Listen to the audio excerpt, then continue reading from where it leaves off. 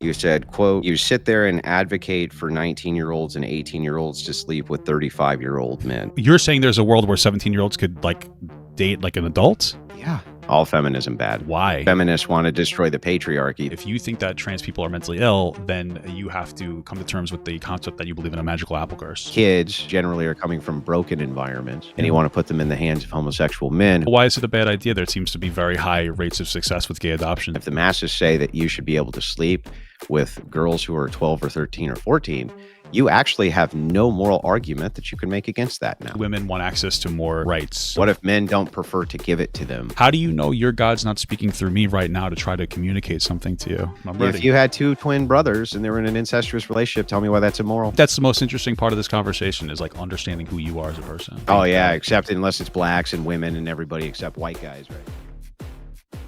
All right, what's going on? Hey, what's up? Yeah, so I wanted to have a chat with you about a bunch of things that you said about me that are just fundamentally, completely, totally untrue. Okay. And I wanted you to give an accounting for them because I actually don't understand why you would say them. Okay. So first thing I wanted to get into was this. You said, quote, "You sit there and advocate for 19-year-olds and 18-year-olds to sleep with 35-year-old men." Okay. Exact quote from your video. Which video is that a quote from? Yeah, I'll pull it up here. Hang on. Yeah, sure. That was from the Andrew is an essay apologia, basically reviewing the Oliver stuff. Okay, yeah, well, you were That's having a what I do. conversation about, I guess, 35, 40-year-old guys dating young girls, right? Yeah, but that's not. Do you realize the distinction between an advocation for a thing or me saying that there's actually no argument that I've heard which is compelling for why the thing bad? Okay. Sure.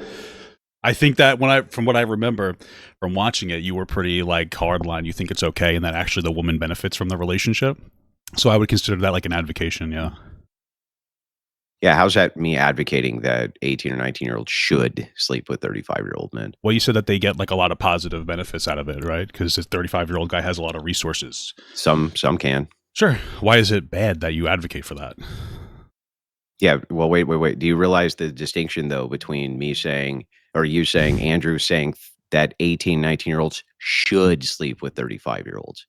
Well, you said that they get like a tremendous benefit out of it because the guy has a lot of like money and resources. Yeah, but you need to untangle the two ideas. So are you saying That's not an ought claim. That's not me saying that 19-year-olds should sleep with 35-year-olds. We're talking about dating, I think. In particular cases, there can be benefits to a 19 or 18-year-old marrying somebody who's older. I wouldn't advocate any of them sleep with anybody before marriage, right?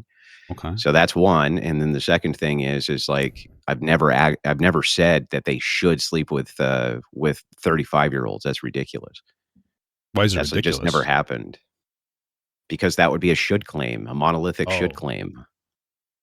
Oh, okay, sure. I think that I guess the way that I use advocation, it seems proper to me. You seem to be okay with it. That's a general advocation. It doesn't mean that you don't advocate for similar age relationships, but it kind of seems like we're splitting hairs unnecessarily. Okay, no, we're not though. So like, you think that people should have access to the right of freedom of speech? Yeah, sure. Okay, should they scream "you're gay"? No, but if you wanted to, I'd advocate for that. Yeah. Right, no. Right, so that's the distinction. What? That you believe that. Well, yes, I would okay advocate for your ability to scream "you're gay." Yeah, I get it, but you're not saying that I should do that. I should scream "you're gay." No, but I would say that I would still advocate for people to scream "you're gay" based on freedom of speech. If that's what you're not advocating that they scream "you're gay." I'm advocating that if you want to, freedom of speech to do it. I'm advocating that if you want to scream "you're gay," then you should scream "you're gay" because it's freedom of speech. But do you understand the distinction here? Like, you're not saying people should go scream "you're gay," right? No, but I think if they want to, I would advocate for them to do that. Yeah. Now you're in the same exact boat as me. I'm not saying you should go and marry a 35-year-old. I'm just explaining that if you want to marry a 35-year-old, I don't see any good compelling arguments why you shouldn't. Okay. So that's like the big issue is the word advocation. It's not a word advocation, it's a distinction in positions, which gives your audience the wrong impression, makes it sound like I'm advocating that women at 18 should be finding themselves 35-year-old husbands, which is insane, Okay. and nothing I've ever said. And by the way, what would even your issue be with that if an 18 or 19-year-old decided that they wanted to marry a 30 or 35-year-old? Like, let's say a 19-year-old had 2 kids with a 35-year-old man that she loved. Would you advocate that they get divorced? Are they twins? No. Damn. Was she like pregnant at 17? How'd she have 2 kids with a 35-year-old at Who 19? cares? It's irrelevant.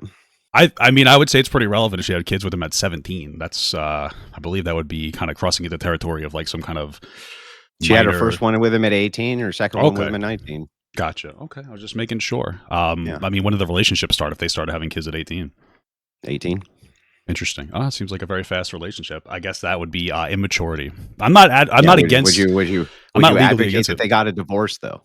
No, I wouldn't advocate that they No, got a divorce. of course not. So you don't really have any even moral compelling reason why this is wrong. Well, like I said, I think it's immature, but if you want to do it, I don't think that everything has to be a strong argument. I can look at like a 35-year-old person dating an 18-year-old person, go like, oh, that's immature. There's a big difference in life experience. But like, if you want to do it, you're an adult, be my guest. Yeah. So what's even the issue with me advocating? If I were advocating for, what would even be the issue? Well, you came in here like seeming to have a very negative association with the word advocation, so I don't necessarily see like a huge issue. I'm pretty sure I also didn't said have this. a negative. I'm pretty sure I also said this. No in like negative. There's no negative with the word advocation. Okay. I'm untangling the position of you can believe in the First Amendment, Mhm. but not make a should claim that you should yell you're gay because Yeah, but you should believe be in the able First to. Amendment. Yeah, but I would advocate that you'd be able to do that. Yeah, In the same way that you were advocating that people should be able to. Now you're getting it. Yeah, they should be able to. I've been saying the Not same. that they should, only that Okay. they should be able to, right? Sure, But that's a huge difference, right? Huge difference. I guess, but it doesn't change that it's still advocation, right? I don't. Okay. Okay. Do you understand how absurd that is? It's like, No. so if you you don't. Okay. So if you advocate for one thing, that means you advocate for another thing. I don't really understand the correlation.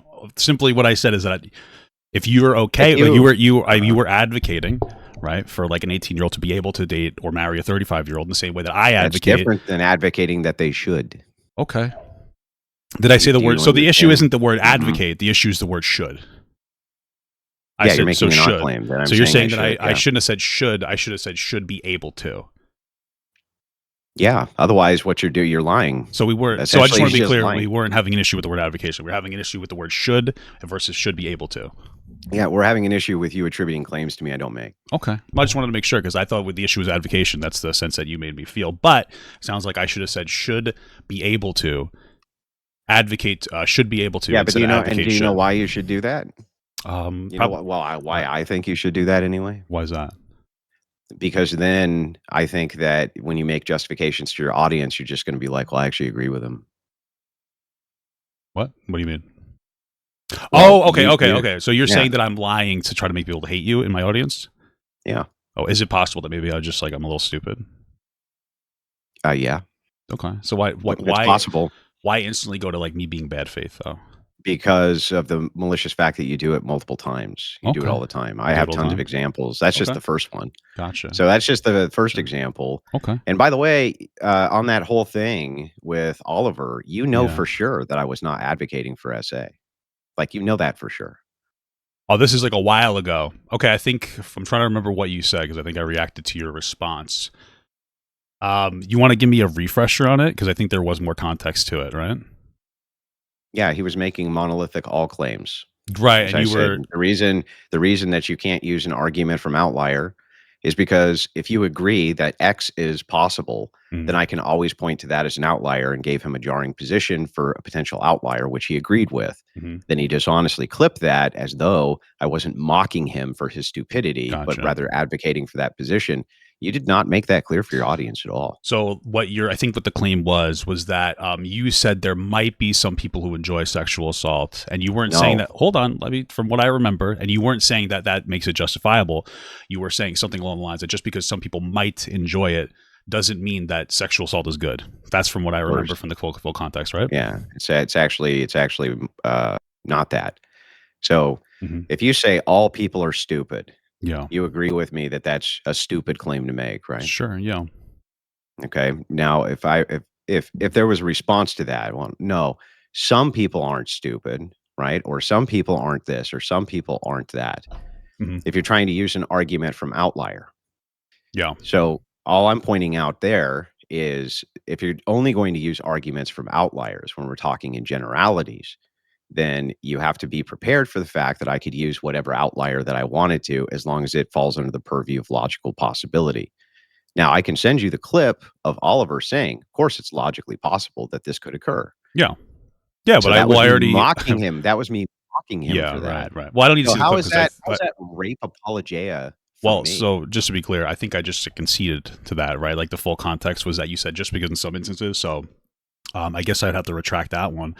But I remember watching your response to that, and I found it interesting that you said that there is sometimes like a pattern of you saying outrageous things and then getting negative attention and then having to like, I guess square it up. Do you think that that's an issue that you constantly say outrageous things, sometimes possibly for attention, and people misconstrued you and you don't correct the behavior? What do and I try to say speak? that's outrageous? That's just what you had said in your response video that No. you will. What I said in a response video is was that you will some routinely say things that are sometimes I will outrageous. use examples.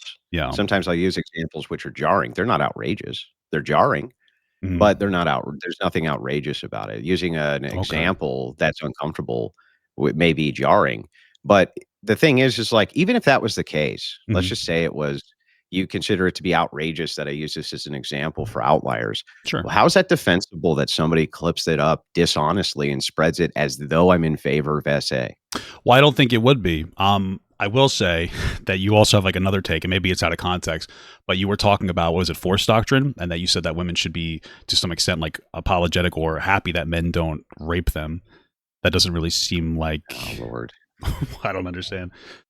Wouldn't that also The be some kind of rape the apologia? idea no, the ideal Mhm. no, it's the opposite. The Okay. ideal from feminists so feminists operate under a worldview, Yeah. and that worldview that they operate under is very secular and is usually agnostic towards God. Do you agree with that? Maybe. I guess so. I mean, well, why would it be agnostic towards God? Is it because like the woman has some kind of like equal role, Because or generally, if you follow an Abraham religion, the Abrahamic religion, they're patriarchal. So if okay? feminists wanna destroy the patriarchy, then So necessarily okay. they tend to stay away from So you're Abrahamic saying that religions, like right? if a woman wants to have like be seen or have an equal role as a man, that would be into or counterintuitive to religion. Well, an equal role in what way? Be Depends on the way.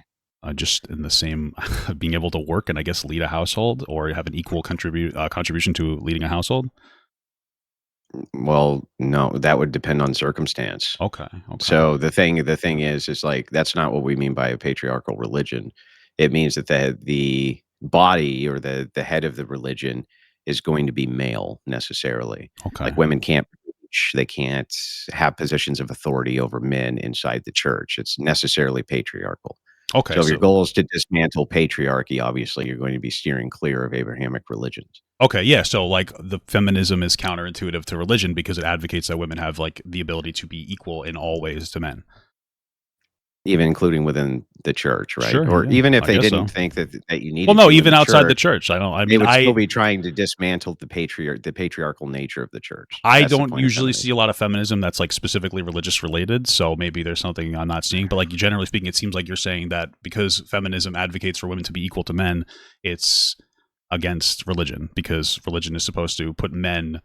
I mean, maybe you wouldn't say higher than women, but No, like in a different classification as women. no. Okay.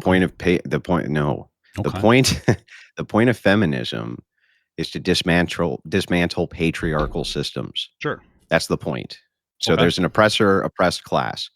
If women are the oppressed class, then who's the oppressor class? Men, Sure. right? I guess. Yeah, Yeah. it has to be. That's the deduction. Who are women? Women aren't being oppressed by women, they're being oppressed by men, right? So that's the patriarchy. If you have, some kind of organizations that is necessarily patriarchal, in this case, the church is Mhm. gonna be necessarily patriarchal, they're going to want to dismantle the elements of that make it patriarchal. So do you have like an issue with women wanting to work and get equal pay or work similar or the same jobs as men, or is it just Women have because always worked. sure, but like an equal That's some jobs to men? bizarre. Like should men be like I'm just trying to flush you out. Like should What do you women be mean? able to be CEOs or anything like that? Or is there any restriction that you would Yeah, put on I women? don't care, it's completely irrelevant. Oh, so then what would that be negative toward? I've never seen feminism that actively is negative towards um religion. So I don't see how these You two things haven't? can't exist. No, I really So you haven't. don't see feminist movements which are trying to get, like, female priests and female preachers and No. yeah, like the Catholic Church, they've been fighting that for 100 years.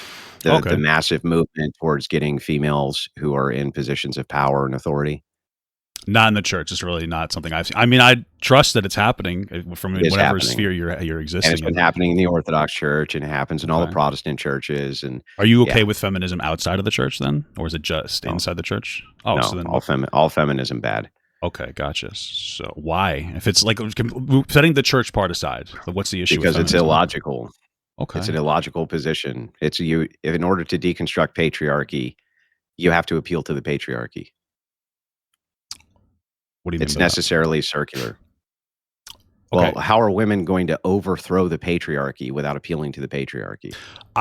Maybe we have a different a different understanding of feminism, because when I see feminism, it's not explicitly about overthrowing a patriarchy, and it's more just about women having the ability to work and get divorced and things of that nature, so that they can have an equal footing to a man because they have Then financial what's the power. difference between feminism and liberalism? I don't know. You don't know. No. They're just the same thing? Sure. I mean, I don't really know what liberalism is. Sure. No, they're distinct ideologies. Okay. The purpose of feminism is to deconstruct patriarchal systems Okay. because they consider them an oppressor class. Okay. And you don't consider it an oppressor class? Every single definition you could pull up right now of feminism is going to Mm. include deconstructing patriarchy. Okay. So you don't like feminism because it wants to deconstruct patriarchy, and you think that patriarchy is a good thing. No, I don't even think it's possible. I think it's an irrational position. Okay. Why? You can't because you're appealing to the very same thing that you're trying to overthrow it, which means you're necessarily going to always be appealing to the thing to overthrow the thing because you don't have the requisite force to overthrow it yourself. What's the thing? What are they appealing to? The patriarchy. So the issue with feminism is that they appeal to patriarchy to overthrow the patriarchy. Yeah. What does that look like? Well, okay, so, like, let's take the Middle East, for instance. Mhm. When Middle Easterners tell women that they don't have any rights, do women have rights anymore? When they just tell them, I mean, I don't know. It seems like they have an oppressive structure that takes away their rights. Does seem like that, doesn't it? Yeah. What can women do about that? Nothing, right? Right. Okay. So you're saying that they need the patriarchy to fight against the patriarchy, and so it always exists. Yeah, they're necessarily appealing to the patriarchy over and over and Okay. over and over and over again. Do you think that So they can make progress they're trying now? to dismantle a thing by appealing to the thing to dismantle the thing in an infinite regress. But it seems to work at least better in the United States or other Western countries than Eastern countries. So it seems like it's working. As long as so all you're saying is that the patriarchy is benevolent. Yeah, as long as I guess men are As long benevolent. as yeah, that's right. But it Well, seems to doesn't work, it seem though. like you should be a little bit thankful for the benevolence of men then? I guess so. Yeah. But I wouldn't it be? guess But so, wouldn't it be yeah. men that put them in I that position guess in the so. first place? So you're being benevolent, or Wait, you're wait, being wait, wait, thankful. hang on. Well, hold on. Hang on. Wouldn't Go ahead. men in general? Because I don't think that every man alive is a creator of patriarchy. I think it's ridiculous to blame all men for patriarchy. I think that's just stupid. But historically, it's men who created the patriarchy. So why would you need to be like super thankful to the group of people who created the patriarchy? Because if you're a feminist and you have no morality, no structured morality, and rights are just social constructs, and all of these things are just products of the mind, then Mm, malevolence and benevolence has no grounding. So you're just basically there's no position from which you can critique the malevolence of the patriarchy or the benevolence of the patriarchy. So if men want to oppress women from the feminist worldview, mhm. they have no position from which to criticize them, except, well, we just prefer that you don't. And if men say, oh, well, we just prefer that we do, what's their grounding then, dude? What are they going to appeal to then? Well, it sounds like we're getting more to a conversation about some kind of objective morality rather than getting into a conversation about whether it's effective, because it has been effective in the United States. Right? Forget objective morality. Let's just say it doesn't exist. It's irrelevant. Okay. Let's just say that all morality is subjective. Mhm. Then who's the subject? You, right? Okay. Sure. Okay, so if you're the subject and I'm the subject and I wanna punish you for whatever particular reason I want, Yeah. what makes me less right than you? Is it going to be like a force doctrine thing? Because like I could physically stop you from punishing me or something. Is that what you're looking for? No. Because it seems like we're getting very overly complicated on the conversations. That's We're like, getting hey, we're not we're not women. overly complex I at think all. so. I think that the simplified version of this is like, hey, women want access to more rights, and some kind of equal rights to be on a more equal footing, so that they don't have to be put into positions of being abused by men because they prefer them. Prefer what, equal rights? Yeah. I guess, yeah, to the alternative. So what if men don't prefer to give it to them? Why are those men wrong? Then I guess we'd be in the Middle East. Yeah, but why are those men wrong if they don't want to? Why are they right if they want to be able to? Yeah, that's answering question with a question. Answer the question, then ask the question. Oh, okay, that's fair. That is fair. I think that society is functions more healthily when men and women both have an equal say in pretty much every structure. Yeah, but you see how that just goes back to preference? I think I guess, me, sure. I'm the subject, right? But why is your preference thinks that better that's than bad. my preference? Yeah, that's my question to you. Why is your preference better than my preference? Why? I think that it just makes more sense because you put people into a position when you have one class of people with a higher amount of power over another, it very quickly can lead to abuse, whether it's men or women having a higher class of power. Yeah, but see, we're back to that's circular. It just goes back to the same question. I don't think it's circular at all. If men are abusing women, yeah, why is that bad? Because they're getting hurt. Abuse usually hurts people. Yeah, so why is that bad though? I don't think that we should hurt people. Yeah, exactly. I don't think we should do it. So you just back to the preference again. Okay, so you think that being hurt is preferable or okay for women? I think that if your morality boils down to preference, then you just saying, "I prefer that you don't do this," and me saying, "Well, I prefer that I do this." Well, I think you my have morality no boils basis down. for which to say, yeah, I do, that I'm wrong. I have my morality just boils down to, I guess, like fundamentally treating people with respect. I don't know, and not abusing people. So preferences. Yeah, it's my preference. So we're getting like I said like a couple minutes ago, we're getting into a conversation about objective morality. Why don't we just go there? We already are there. Oh, okay. There's no reason to justify objective morality if it's the case that morality is subject, meaning subject to you. Why would I ever need to justify anything besides fine? Then I'll just use force to do whatever I want because I'm the subject. Are you saying that's okay, or? And under a subjectivist worldview, yeah, it'd be fine. I'm the subject. Oh, okay. All right. Well, I guess there'd have to be enough people who disagreed with you to want to counter against that. Isn't that the foundation of America, though? Right. So then, by that same logic, as long as there's enough people who say no, then I'm right. Unfortunately, that would be how it would work. Yeah, but hopefully that we don't get to that. Yeah, point. Right. So I mean, we're in a constant battle of opinions and ideas, right? That's how. Yeah. The Do you see why that's not is. a tenable? Do you see why that's not a tenable position? Why? Because if that's the case, then any critique that you have of any of the things that you consider men do to women, which are malevolent, is just a matter of subject. To the subject, the woman says, "No, I don't like this. Therefore, it's wrong." The man says, "No, I do like this. Therefore, it's right." How do we define or decide who's correct there without appealing to the masses? Because if the masses agree with me that I can abuse my wife, then I'm morally correct. And if the masses believe that I should not abuse my wife, then I'm morally incorrect. That's how it is. Yeah, you have to appeal to the masses of people if you want to live in a society. Yeah, unfortunately. So morality is subject to the masses. So if that's the case, my friend, then if the masses say that you should be able to sleep with girls who are 12 or 13 or 14, you actually have no moral argument that you can make against that now. Well, I do have a moral argument for me personally. No, you don't.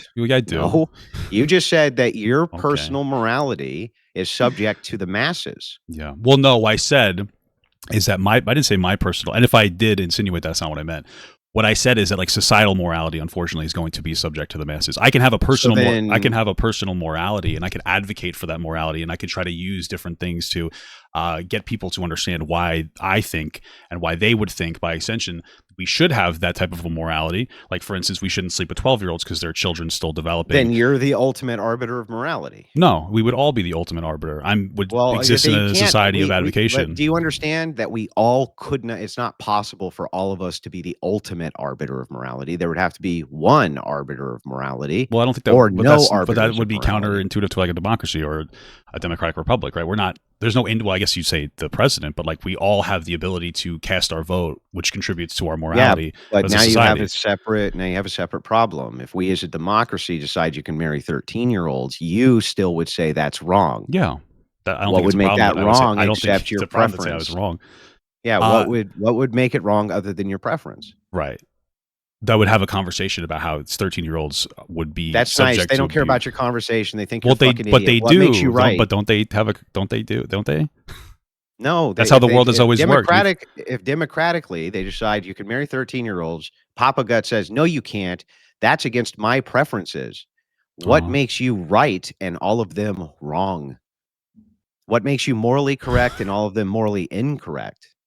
I think it's wrong, right? So that's what I'm going to keep saying, and we're going to keep You dancing think it's around. wrong? We're going to keep dancing around this idea So of it's like an wrong. objective morality, So it's right? wrong because you think it's wrong. Well, I think Since it's wrong you're the because a lot of ultimate people. arbiter. Well, no, it's wrong. Well, I don't have like me thinking something's wrong doesn't change legislation, right? So like me thinking We're not something's talking wrong. about legislation. We're talking well, about what's when you say moral. ultimate arbiter, that's what. So saying. if legislators get together, Yeah, okay, yeah, and like 80% of the people agree with them. yeah, Actually, you know what? Let's make it super easy. sure, 90%. 99.99999%. Only Wow. you disagree with them. Wow, that's All crazy. the rest of them think that marrying 13-year-olds is fine. Yeah, You would still object to that, right? yeah. Well, didn't society used to be like that until we implemented more but rules you would against still it? object to that, right? Yeah, but didn't we used to have a society So that if was you much would more still loose? object to that, what would make your objection moral and all of them immoral? I think that the 13-year-olds shouldn't be marrying adults. And then I would have I mean, do you want to go in depth? I think you understand why 13-year-olds shouldn't be marrying No, adults. I don't understand from your view what would make your position moral and all of their positions immoral. Well, I would say that. Okay, I'm assuming that you're doing like a debate thing. Like you're doing a debate thing. It's not a debate thing. It's a legitimate question. I don't think it is a legitimate question. I think that we're dancing around this idea. I think that we're dancing around this idea like you have an objective morality. Right at the heart. We're right at the heart of it. If it's the case that you believe everybody else is wrong and that they all say marrying 13-year-olds is fine, yeah, right? Why are you morally correct and all of them are morally incorrect? Because 13-year-olds aren't old enough to consent. They don't have like a developed brain. That doesn't tell me why. Well, no, it does, but it does start. Yes, it does. What are you talking about? Why not? Yeah. Why are my reasons not a contribution to why I'm morally correct? They don't believe because they believe that it's fine, regardless of if they can consent or not. Okay, they think it's moral. You think it's immoral. But then I would have a conversation. I would express my opinion. Yeah, and they say, "Fuck," and they would be, and they would say, "Wow, that makes a lot of sense." Isn't that how we change? That doesn't tell me why you're morally correct and they're morally wrong. But it does, though, right?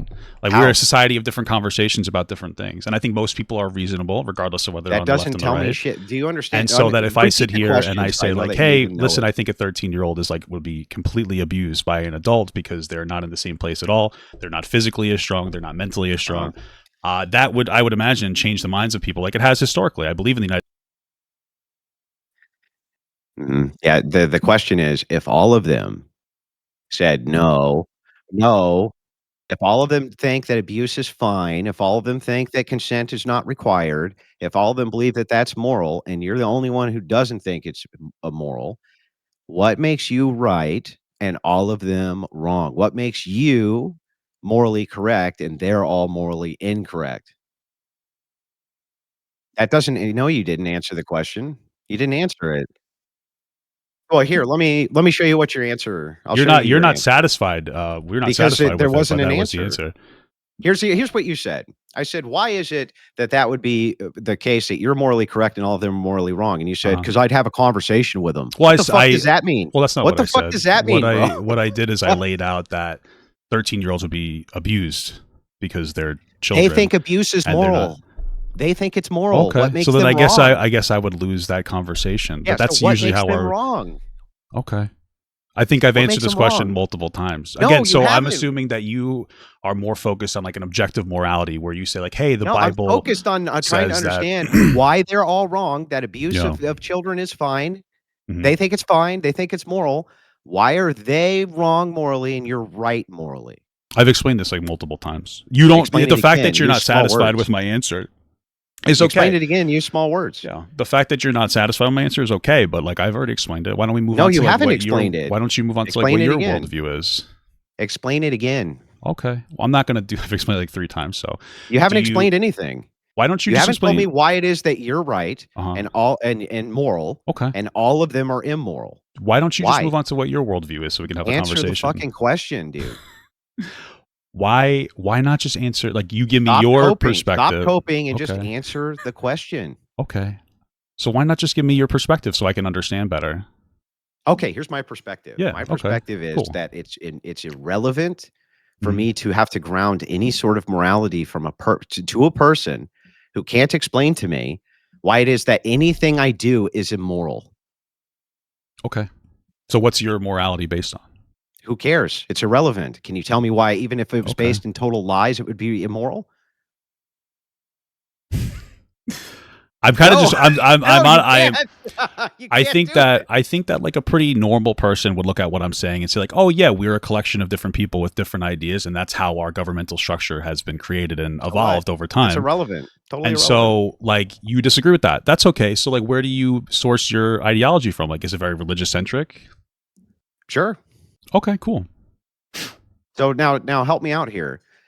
If you can't tell me that anything that I do is immoral without appealing to a consensus, and you say as long as the consensus is on my side, then that means what I'm doing is moral.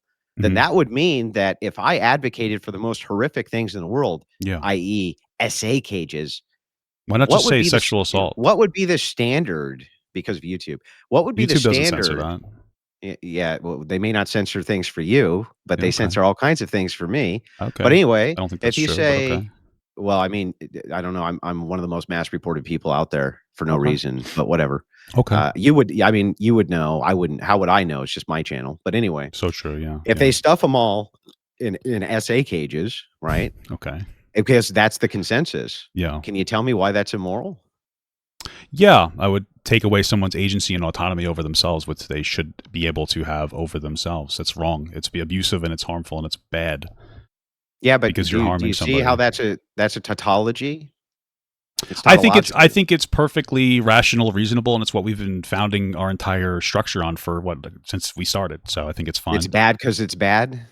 Sure, if that's what you got out of what I said, sure, yeah. That's what you said. It's bad If that's what because I think if it's that's what you bad because I interpreted think from it's what I bad. said, sure, yeah. Well, if the consensus is on my side, Okay. then what would make us immoral and you moral? I guess nothing. I guess. Nothing. Sure, yeah. So if the answer is nothing, then you Mhm. have no position from which to Then critique how if it's how ever. then how is the Hang on. way You have no so then position to how which is to critique the okay. morality of anybody ever. So then Ever. how is it that my position that I'm saying has been how we've been operating since, like, the start of our country, and it's It somehow isn't. It isn't. what is The then? country operated under a shared axiom of under God. Okay. So, like, an objective That was morality of the God, that was the that was yeah, that was the shared axiomatic presence, and you think was that that was all of better? these rights are justified Yeah. because we ground them Mhm. in something higher than ourselves. From your view, Mhm. all rights are justified because you fucking like them. And if the consensus says that we don't like them anymore, you don't have any grounding anymore other than your What own do you think preference my for why bad. what do you think my religious ideology is? I think that you're at least from the clip that I saw, Yeah. I don't think you were religious at all. How do you know I don't have a different relationship with God than you do that's not as grounded inside of religious text? I mean, you might, but that doesn't Yeah. mean that it's coherent. I think it can be. I think a lot of the Bible is God talking to different people, mostly through feelings and them feeling like, hey, this is better than that. And so, like, yeah, that's my relationship with God. I was Okay, is taught, I God the was, arbiter of morality in your sure. view? Yeah, I think so. I'd like to think that. So you ground your morality in God? Yeah. I think that there's a greater power out there. Absolutely. I Okay. just think that the Bible has been taken advantage of by a lot of different people to So what express are the hateful things. features of your God? I have the same features as your God, except I guess mine doesn't justify slavery. That's why I think that, like, the Bible justifying slavery obviously isn't something that God would ever justify When does the Bible justify slavery? in the Old Testament, Where? inside of the Old Testament. Oh, so you don't know. I can help you with this if you If you want. feel like you need to, well, I think it justifies slavery. So why not just be like, I oh think yeah, that here's where you're wrong though, instead of I'm doing this actually weird willing to debate grant stuff. this. It doesn't, but I'm actually Yeah. willing to just grant Well, it says you just could for beat the your sake slave of for like the what 2 just for the days, sake as long as just they for don't the die sake within of 2 days. It does justify yeah, slavery. just for the sake of the conversation, I'll just grant it for you. Okay. Right? Well, it is in the Even though Bible, I so think that's an ahistorical view of it, but fine. okay. Well, that is what the Bible says, though. Right? Yeah, where in the book have you just made it up? I mean, you know, it says in the Bible that you can beat your Mhm. slave. And if it doesn't die in 2 days, then Yeah, it's I mean, okay. you're not exactly keen on context, Okay. though. Otherwise, you wouldn't What's make hit piece videos about Oh, me. okay. So, What is the like, context? well, here, I'll give you an example. Yeah. Let's pretend for a moment Well, no, why don't you just that explain the context to me? Like, let's have a I'm gonna productive I'm conversation. gonna I'll explain it, Okay, right? okay, Here's okay. how I'll explain it. I'm ready. If it's the case that you have the option of eradicating an enemy Mhm, completely, eradicating them, mhm, enslaving them by putting them in, like, I don't know, internment camps or things like this, or various camps in which you can have them under POW conditions or various things like this, or you risk letting them go so that they go back to the enemy and continue to aid them in fighting against you. Which one would you choose? Is that the context of Yes. that? What about Yes. so how does that pair into indentured servitude? Isn't that a lot of what the Well, slavery is? you're looking through the lens of presentism. It's a fallacious way to view the world. So you're The world saying didn't operate the same way well, no, thousands that's of not years I'm ago. not claiming. What I'm saying is you said you made the claim that, like, every slave would have just run back to some kind of an enemy, and I'm saying, well, what about indentured servitude? Countering that Right. every slave would Yeah, but be some yeah, enemy. so I'm sorry, did indentured servitude means you sold yourself into it? Yeah. So you have the option to do that because you're a free person? No, there's a whole conversation about, like, having financial agency and not having enough money to be able to survive and having to do that. But that's not the point that I'm trying to So make. but The point that I'm trying to make, this would comply with free will, the right? point that I'm trying to make is that you're saying that, like, every one of the slaves was some kind of an enemy, and I'm just saying that's not the way that it has been. And I think that that's an How do you over. know? I How think do you that that's know? an over exaggeration to try to make it Yeah. seem like it was Would you wanna justified to. demonstrate it? Do you wanna demonstrate that? What does that mean? I mean, show me that that's the case from a What? biblical view. Oh, do you want to show me that that's the case from a biblical view? It's your claim. Okay, so you have just as much claim as I do. How? I don't know. You aren't showing me either. Why do I need to show you things about your claim? I guess you don't. Yeah. I don't. Exactly, Yeah. because it's your Yeah. claim. You're the one who gets to give me the evidence for the claim. The thing is Gotcha. here Okay. that's bizarre to me is, Yeah. like, under conditionals in which you can select for POW internment camps against the will of people rather than have them go back to the enemy, would you select that? I don't know. Maybe is that the entire Yeah, you don't know? context of all this justification of slavery? Who Is cares? does it, Just answer the question why first, doesn't it and then we'll talk about the justification. answer the question of what? Well, we're talking about the Bible. You're saying that in, like, If it's most the case that you instances. were in a war with another nation, Uh-huh. and it was a brutal war between your Brutal people war. group and theirs, Hmm. and you had 3 options. Option 1, Hmm. you could exterminate them, You could exterminate. civilians Okay. and all. Option 2, you can Gotcha. send them back to the enemy, and that's where they're going to go, where they'll continue to aid them, or option 3, you can intern them against their will. Which would you do? Well, we're not talking about interning them against their will. We're talking about interning them and forcing them to do labor. Yeah, so what's wrong with prisoners doing labor? Well, we're talking about, like, slave. We're not talking about prisoners though. We're talking about, like, slaves, right? Like, What's historically the they were slaves. distinction between somebody who's interned against their will and forced to do labor and a slave? So you're saying that every single slave, according to the Old Answer the Testament, question, dude. Stop so avoiding. you're saying What's that the every difference between a single. slave and an interned Okay. POW forced to do labor? What's the difference? Yeah. So you're saying that every single slave, according to the Bro, Bible, just answer the was question. some kind of a It's not what POW? you're saying. You're saying X. Just answer the question. Okay. What's the difference between a slave Uh-huh. and a POW forced to do work at Yeah. gunpoint? So I just want to be What? clear. What you're saying is that every slave Oh in my the Old God. Testament was some kind of a POW. I just want to be clear. I didn't say anything like that. Now answer the fucking question. So now why not just give me a Answer. clear, concise take? Answer the question. Yeah. Well, you're proposing hypotheticals that don't seem to actually be related to Answer religion, so I don't really know how to answer that question. Can you even repeat the question? Are you okay? Answer the question. Okay. Are you saying that most or all No, the justification of slavery in the Old Testament? That's a question. That's not Yeah. answering the question. Well, I'm just confused because it seems like you're not having Okay, a well, let me conversation. unconfuse it. Let It me seems like you're not unconfuse having it. a conversation about Here's your my religion, and question. you're just proposing, like, an absurd hypothetical. Yeah, so here's my question. What's the difference between slavery and being an interned POW forced to do labor at gunpoint? What's the difference? Like a prisoner of war versus somebody that's forced to do labor at gunpoint. I guess What's the gun. difference between a slave and a POW interned against their will and forced to do labor? What's the difference? Well, the slave has to do work or they get beat to death, right? Or as long as they don't die in 2 POW days. does too. Yeah. Okay. So you're saying that's a good thing that we imprison people and beat them?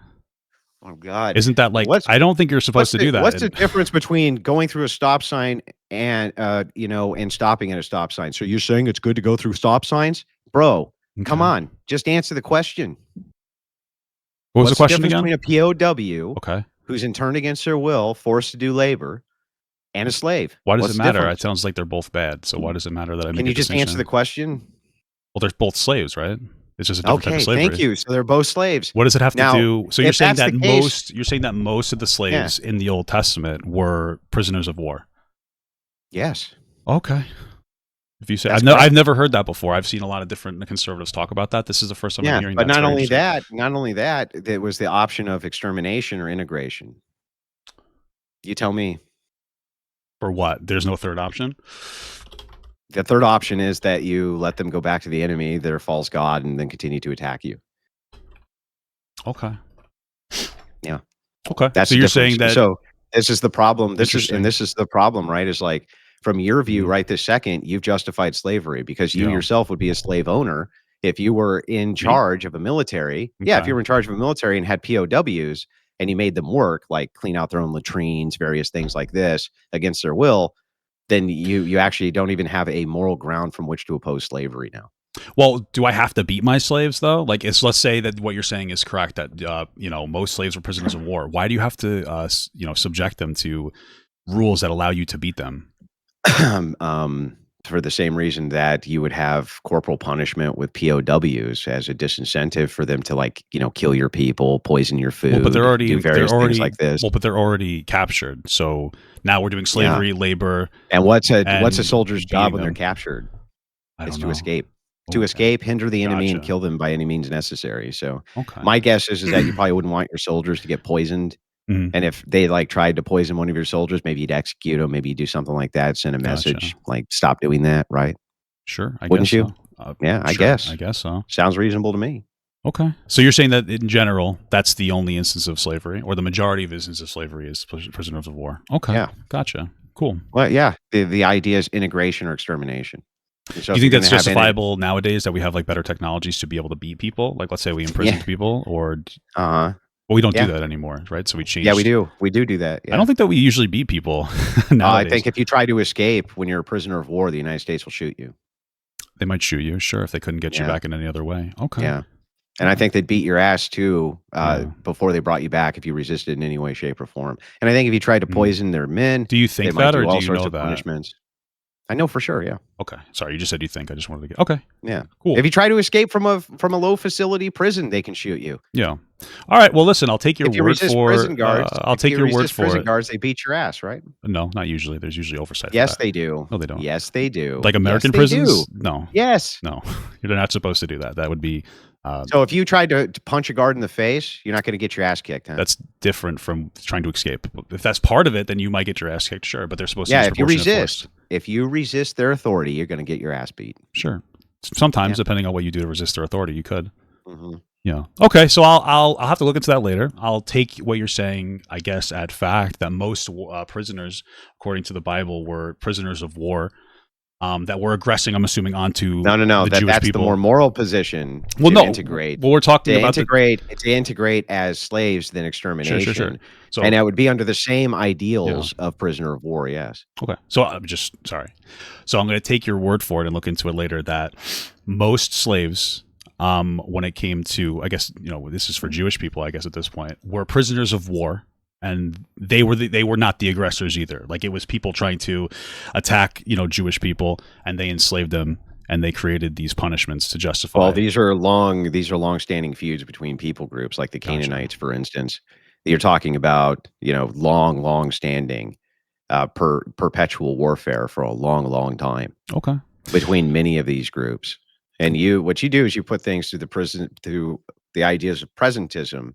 And you forget that the world was once a much more barbaric place. Sure. And we have technology that's great, but we still engage in the same exact barbarism.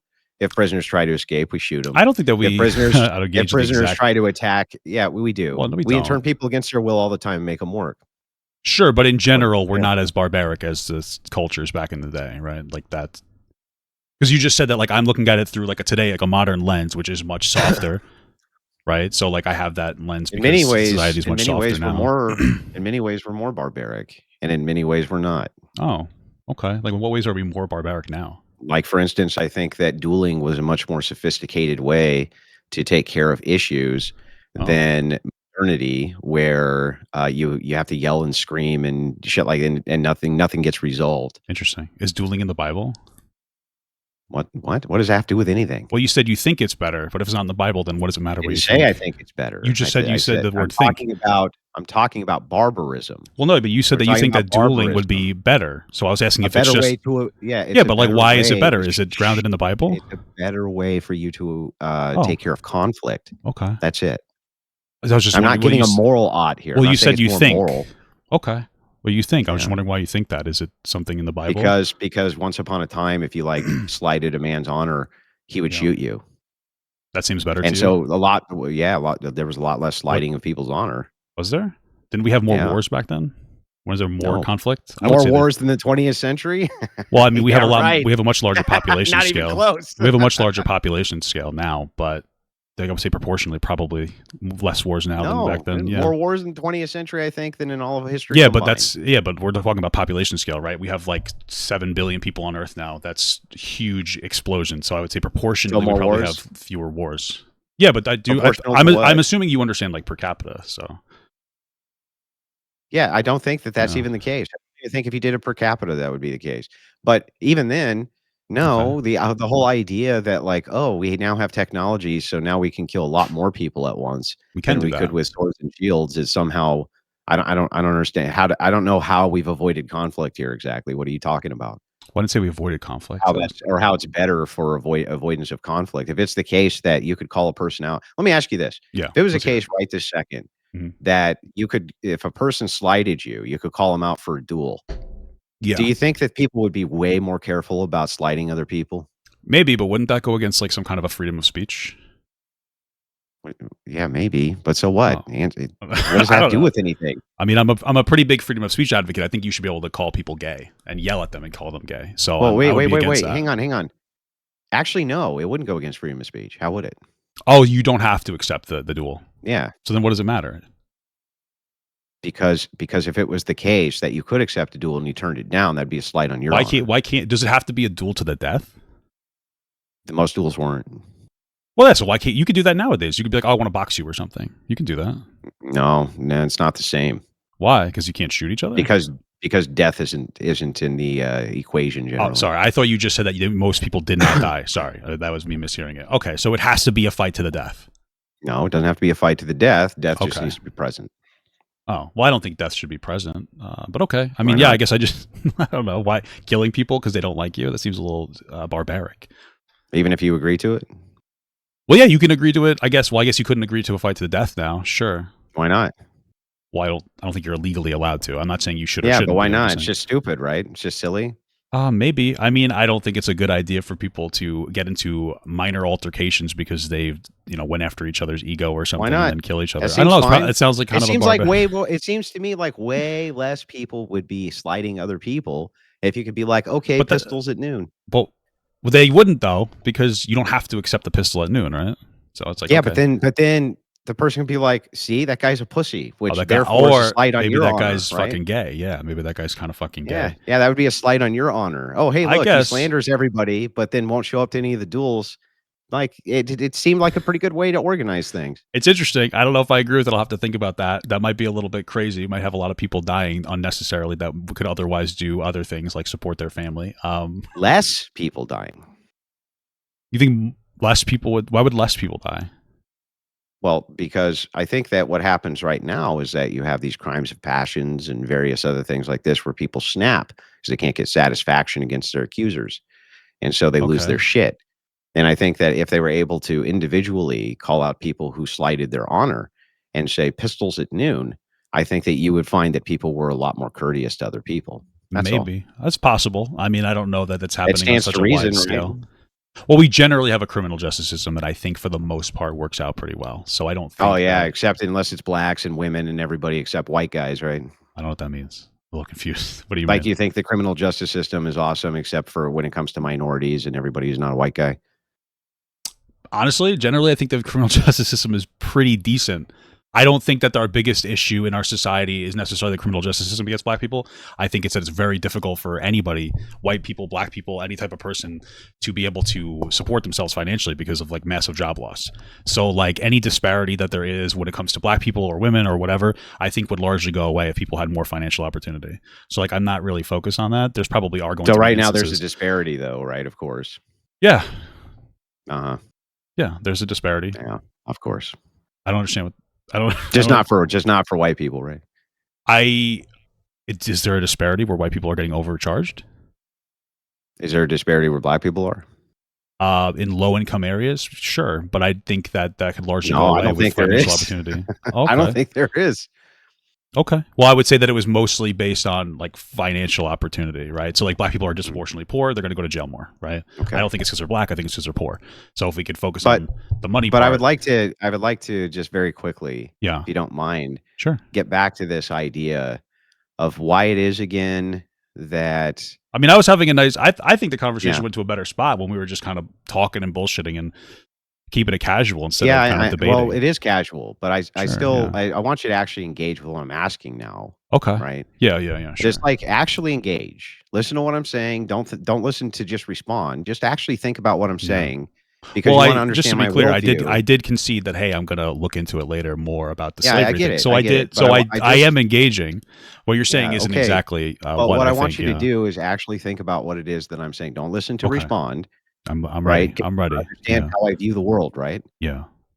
Isn't that the whole point? Well, I think I do understand it. Like you're very religious centric. Like you believe in an objective morality that comes from religion. No, it's worse. It's worse. I don't believe that any of you have any leg to stand on to ever critique another person's morality ever, because you don't believe that there is any such thing as morality. And when put to the question of this, I can demonstrate this for you. I'm ready. Okay. So if you make an appeal to consensus, meaning X amount of people believe thing is moral, right? And those people put in like you can marry 13-year-old girls. Yeah. Do you believe that that's immoral? Yes, I do. That makes sense to me that you would believe it's immoral. Thank you. But can you tell me what would actually make that position moral and their position immoral? God told me that's wrong. So divine command. Yeah. God says that you shouldn't abuse children to me. Okay. I feel him speaking. And where did God tell you that through? Just the learnings that I got through my growing up as a Roman Catholic. That's what I Bible? learned. Yeah, sure. The Bible, part of the Bible, and then there's aspects that I don't think are biblical because, like, so now the Bible is true. I think that the way that I learned religion and God is true. Yeah, it's not all Bible focused. The Bible is true. Parts of it, I think, can be true. Sure. Well, how do you know which parts are true? God speaks to me. Okay, what does he say? He tells me that we should love people that aren't harming other people. He does, huh? Yeah, he tells me that. Why are you laughing at that? He beams it directly into your dome, does he? Well, how else does God talk to you? Okay, which parts of the Bible did God tell you were true? He didn't tell me any parts of the Bible were true. I think God speaks to people through feelings. Then why is it that I grew up religiously centric, and so then like, why is it that you believe some parts of the Bible are true again?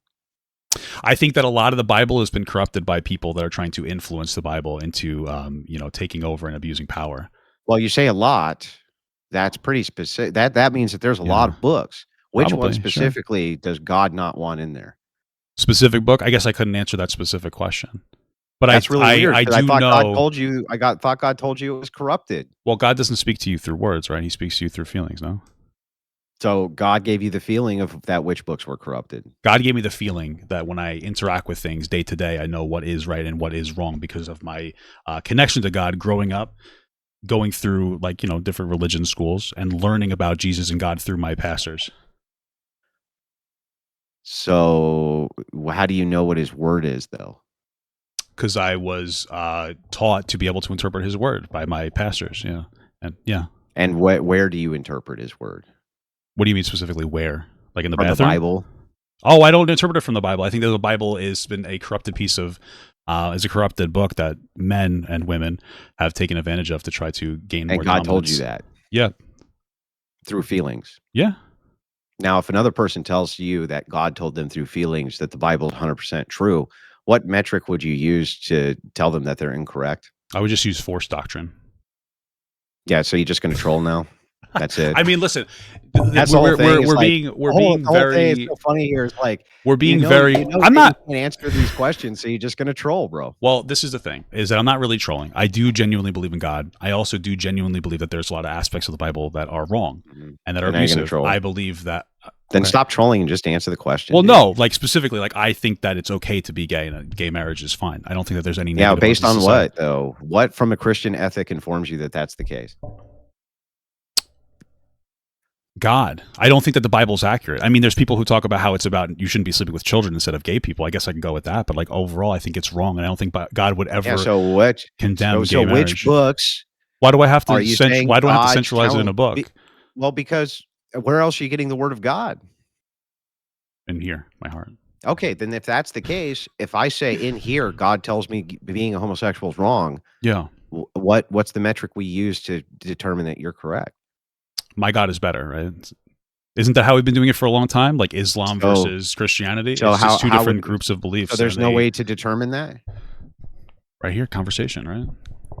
We're having the conversation. I believe that homosexuality is a sin. You do not. So let's talk about that. God tells you that. I say, okay, God tells me something different. How do we know you're right and I'm wrong? We don't. Maybe I'm more godly than you. Yeah. Okay, so we'd have to leave it up to a conversation about it. And so far, we're having a conversation about it. Has not been going. We're literally having a conversation about the thing you say we should be talking about. Yeah, so let's talk about why it's wrong to be gay. Let's talk about it. What's wrong with being gay? Yeah. So let's. You say that God tells you. Yeah. That it's right. That it's okay. Yeah, and some of the way he tells me is that there's no logical reason to ban gay marriage. Does God tell you that marrying 3 women is okay? No, but maybe it should be. I never thought about it. It's not something I've pondered upon and prayed to God about. Marrying 2 women is okay. It's not something I've ever prayed to God about. So you don't know. I don't have a strong feeling on these two things. Maybe they should be able to. I don't really know. I don't have a strong feeling, and I've never prayed to God about it. Does God tell you that having sex with 50 women and impregnating them all is okay?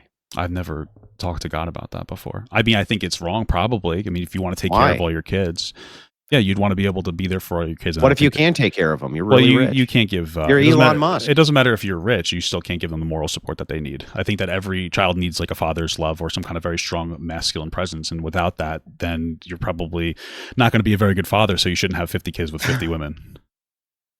Okay, so what about 10 kids with 1 woman? I think that might be a little too much for you to raise by yourself. Once you get into the point where you have to have your kids start acting like a parent to your other kids, I think that opens you up for a pretty rough scenario. So just the outcomes are bad, so you shouldn't do it? It's kind of, sure. I mean, I think the outcomes are my argument against homosexuality. Was there anything else? Oh, what's outcome is bad by being gay?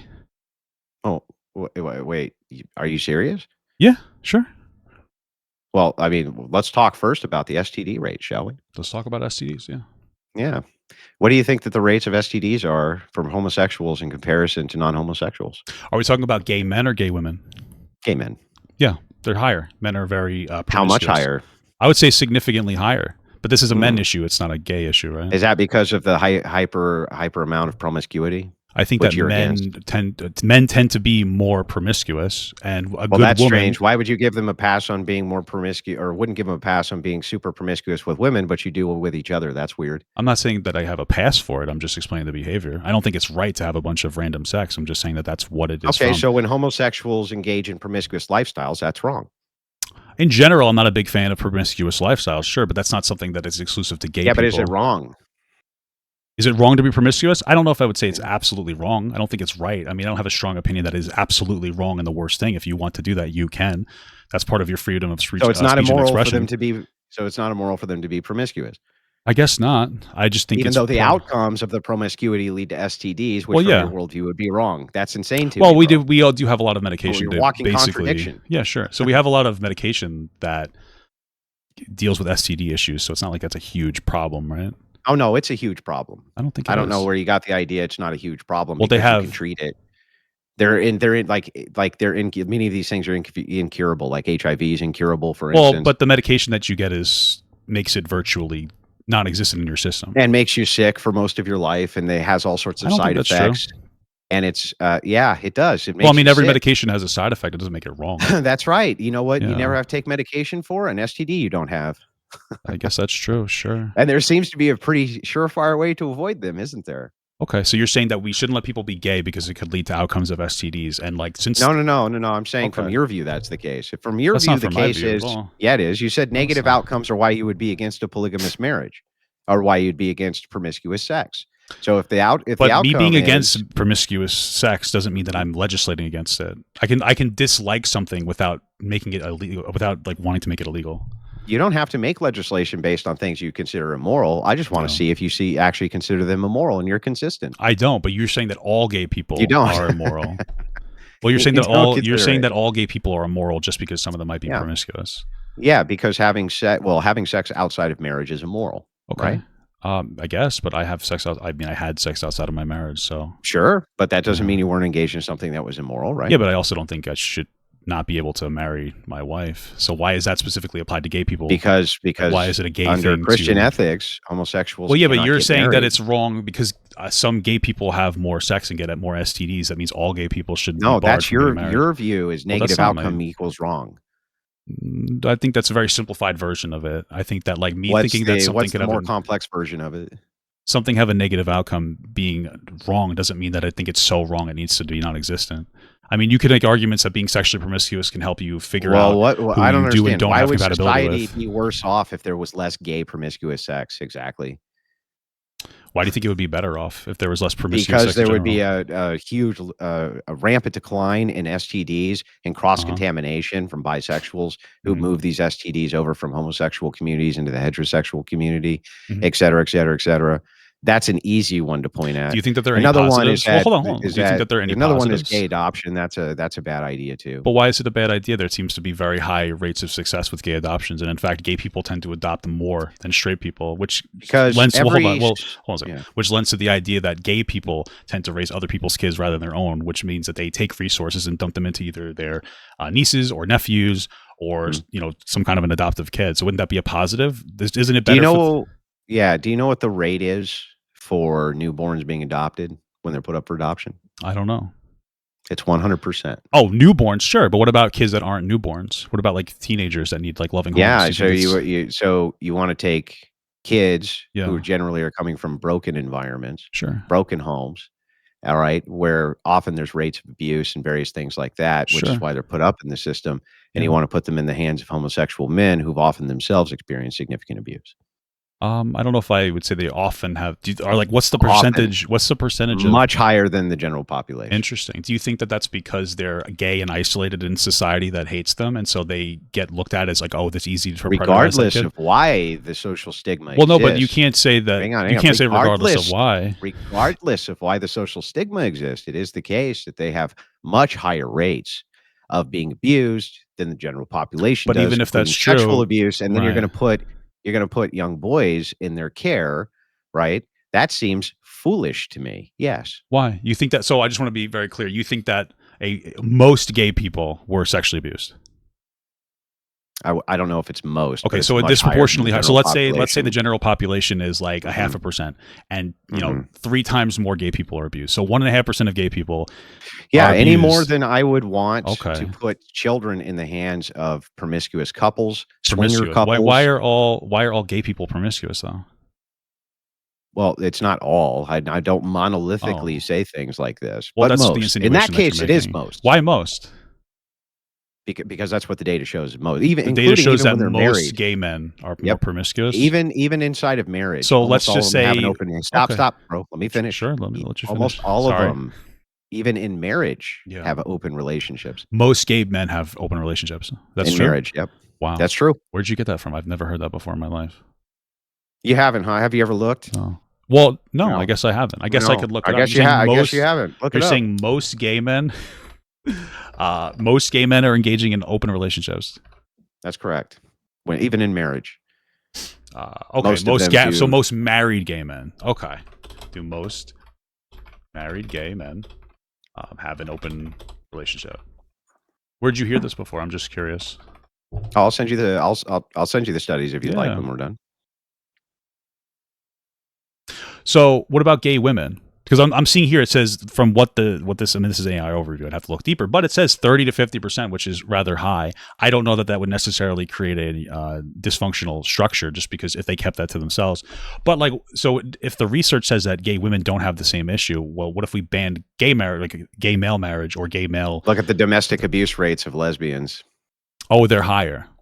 Oh, way higher. So you're saying that because lesbians, it's almost like when you take mommy, take mommy, daddy, you take the male and female. Like, for instance, don't you agree that children deserve to have both masculine and feminine in their life? Absolutely, yeah. From their mom and their dad? I think from any masculine and feminine structure is a good idea. And are homosexual men taking enough of these adopted children that they would not be adopted by heterosexual couples? The answer is no. They have to wait in line. They have to wait in line, and we could give them that normalcy, and instead we don't. We put them in, generally speaking, relationships with very high-risk people. High risk. Why? Because there is a potential that they have more open relationships and the potential that they were abused more as kids. It's not just a potential. It's an overwhelming potential. So just again, I want to reiterate, most gay people were abused as kids is what you're saying. I don't know if most were abused as kids, but most are in open relationships. Yeah. Well, that's probably a little bit different because what you're insinuating when you're saying like, hey, a gay person was abused as a kid, it sounds like you're insinuating that they would make a bad parent. If you have a child in your house, do you think bringing a bunch of strange men into your house all the time is a good idea or a fucking bad idea? Well, I don't think that's how open relationships would work, right? They wouldn't just bring a bunch of men. Except that's exactly how they work. Well, and really when you look at the step parent scenario, it's the same thing. The rates of abuse of children. Why do you think that's how it works? The rates of abuse for children generally happen when you have men who are not the biological father coming into the home. That's where the most rampant rates of abuse of children happen. So you're saying that we non-biological father in the home. Okay, so you're saying we should have no adoption. No, I'm not saying no adoption. But what about a straight couple that's not a biological father? Because if you have a straight couple, they're not in an open relationship. They're in a stable relationship. What if they don't have a bunch of strange men coming into their home? So if they are in an open relationship, you shouldn't be able to adopt if you're in an open relationship, whether you're gay or straight. Fuck no, you shouldn't be able to adopt if you're in an open relationship. That's insane. Okay. Gotcha. That's crazy. But in the instance of gay, in my Andrew Wilson preferred society, but in the instance of, why would I let stop? Yeah. Okay, why would I let a ton of fucking open relationship sickos adopt children? Why? Tell me why that's a good idea. I don't know. That's Andrew. That's a good idea because why? Andrew, that's not a good idea. I agree with you. But what you're saying is that when it comes to gay, when you're saying that gay couples should all be excluded from adoption because they might be in an open relationship, but straight couples should not be excluded. Well, no. From my grounding view, right, gay people should be excluded from adoption for first and foremost due to the religious tenets. Yeah, just being gay. It's not just being gay. It's because it's against the religious tenets of my foundational morality. Yeah. You don't have any foundational morality. You believe in God, but have no threshold breaker for if it is the case that I say I also believe in God, he tells me it's wrong. Why am I wrong? You don't think a strong feeling is enough for me to make that part of my foundation? As long as you say that me having a strong feeling is just as good. Well, isn't the Bible full of Hang on. Answer my question first. Are you saying that me having a strong feeling that homosexuals shouldn't adopt kids is just as good as your strong feeling they should? I think it's strong enough of a feeling for us to have a conversation about it in a democracy. Answer my fucking question. I just answered the question. No, you didn't. You said it's a strong enough feeling for us to have a conversation. Yes. Is it? Is that the fucking question I asked? What's the question I asked? Well, that's the answer I'm giving you. You're saying What's the question I asked? It's like this. I go, hey, is that a dog? And you go, the sky is blue. Yeah. What the fuck are you talking about? It has nothing to do with the question I asked you. You're right. Is it the case that if you have a strong enough intuition and I have a strong enough intuition that you're right and I'm wrong? It's a strong enough of a case for us to have a conversation about it. Yeah, but what would make you right? Me winning the conversation, I guess. What the fuck are you talking about? What would I'm talking about the entire foundation of our society? Yeah, what would make your position moral and mine immoral? What? We'd have to have a conversation about it, and we'd have to lay out the facts. I think you're a very fact-driven person, so I think we are having a conversation about it. We're having a Why do you keep telling me that we need to have a conversation about a thing we're having a conversation about? Well, because you're asking me a question. If you have a strong intuition that this thing is fine, and I have a strong intuition that it's not, what the fuck makes you right and me wrong? Well, we'd have to talk about it. So you're just going to troll again? Back to I'm trolling? so just to be clear, Andrew, I'm not trolling. That's my answer, and you don't We're like just my answer. gonna okay. All right. I'm sorry that you don't appreciate the answers I'm giving you. I'm being honest. I'm not looking to do like a weird debate thing. I'm just being honest. Okay, Like, I'm just that's fine. We just need to have a conversation about it. Yeah, I mean that's what we've been doing for the entirety of our societies, having conversations and then moving forward and changing. You're right. We should have a conversation about if society should have conversations. I think that's beautiful. Yeah, I like that. Let's have a conversation. I think that's exactly what I said. Yeah. Mm-hmm. Yeah. So anyway, that's how our entire foundation of our society's been structured, right? I mean, we are constantly having conversations. I'm not sure. I think we need to have a conversation about that. Okay. When do you want to have that conversation? I mean, I thought we were going to, but maybe we should have a conversation about when we can have a conversation about things. Maybe we should take it a step further and have a conversation. Yeah, and can we have a conversation about having conversations about conversations? Yeah. I think so. We can take it even a step further. See, I thought during a conversation, instead of saying we should have a conversation about the thing we're having a conversation about, you would actually answer the fucking questions I'm asking you. Well, you don't think that it's an acceptable answer to say like, hey, listen, there's two people or two groups of people with a difference in opinion. Maybe we should get together and create a structure where you could talk about it, you could vote about it, and you could do advocation for or against it. That has nothing to do with my question. But that is the entire question. That's the answer to the question. Have a strong moral intuition. Yeah. That something's fine. Yeah. And I have a strong moral intuition that it's not. Yeah. What makes your moral intuition superior to my own? What?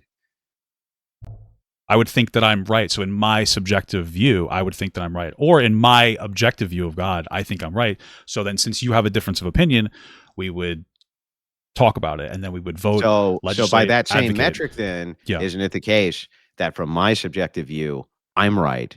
From my subjective view of God, I'm right. Yeah. So the threshold breaker, you can't actually tell me that anything I'm saying right now is actually immoral, can you? I can say it. I just don't I could say it. Yes, I can say it. And I'm grounded in my God, and you're grounded in your God. And so now you're the ultimate arbiter of morality, right? Are you the ultimate arbiter of morality? Yes. Okay, cool. So then we're both having conversations about it. I guess so, by whatever definition that you make it. Sure, I guess. So you're the ultimate arbiter of morality. I would say not all morality, just like my morality. Well, which morality are you not the ultimate arbiter of? Well, we would have a conversation about morality, right? We're having a conversation about morality. Yeah. Interesting. So are you the ultimate arbiter of morality or not? I guess so. I guess if that's the way that you're defining it, sure.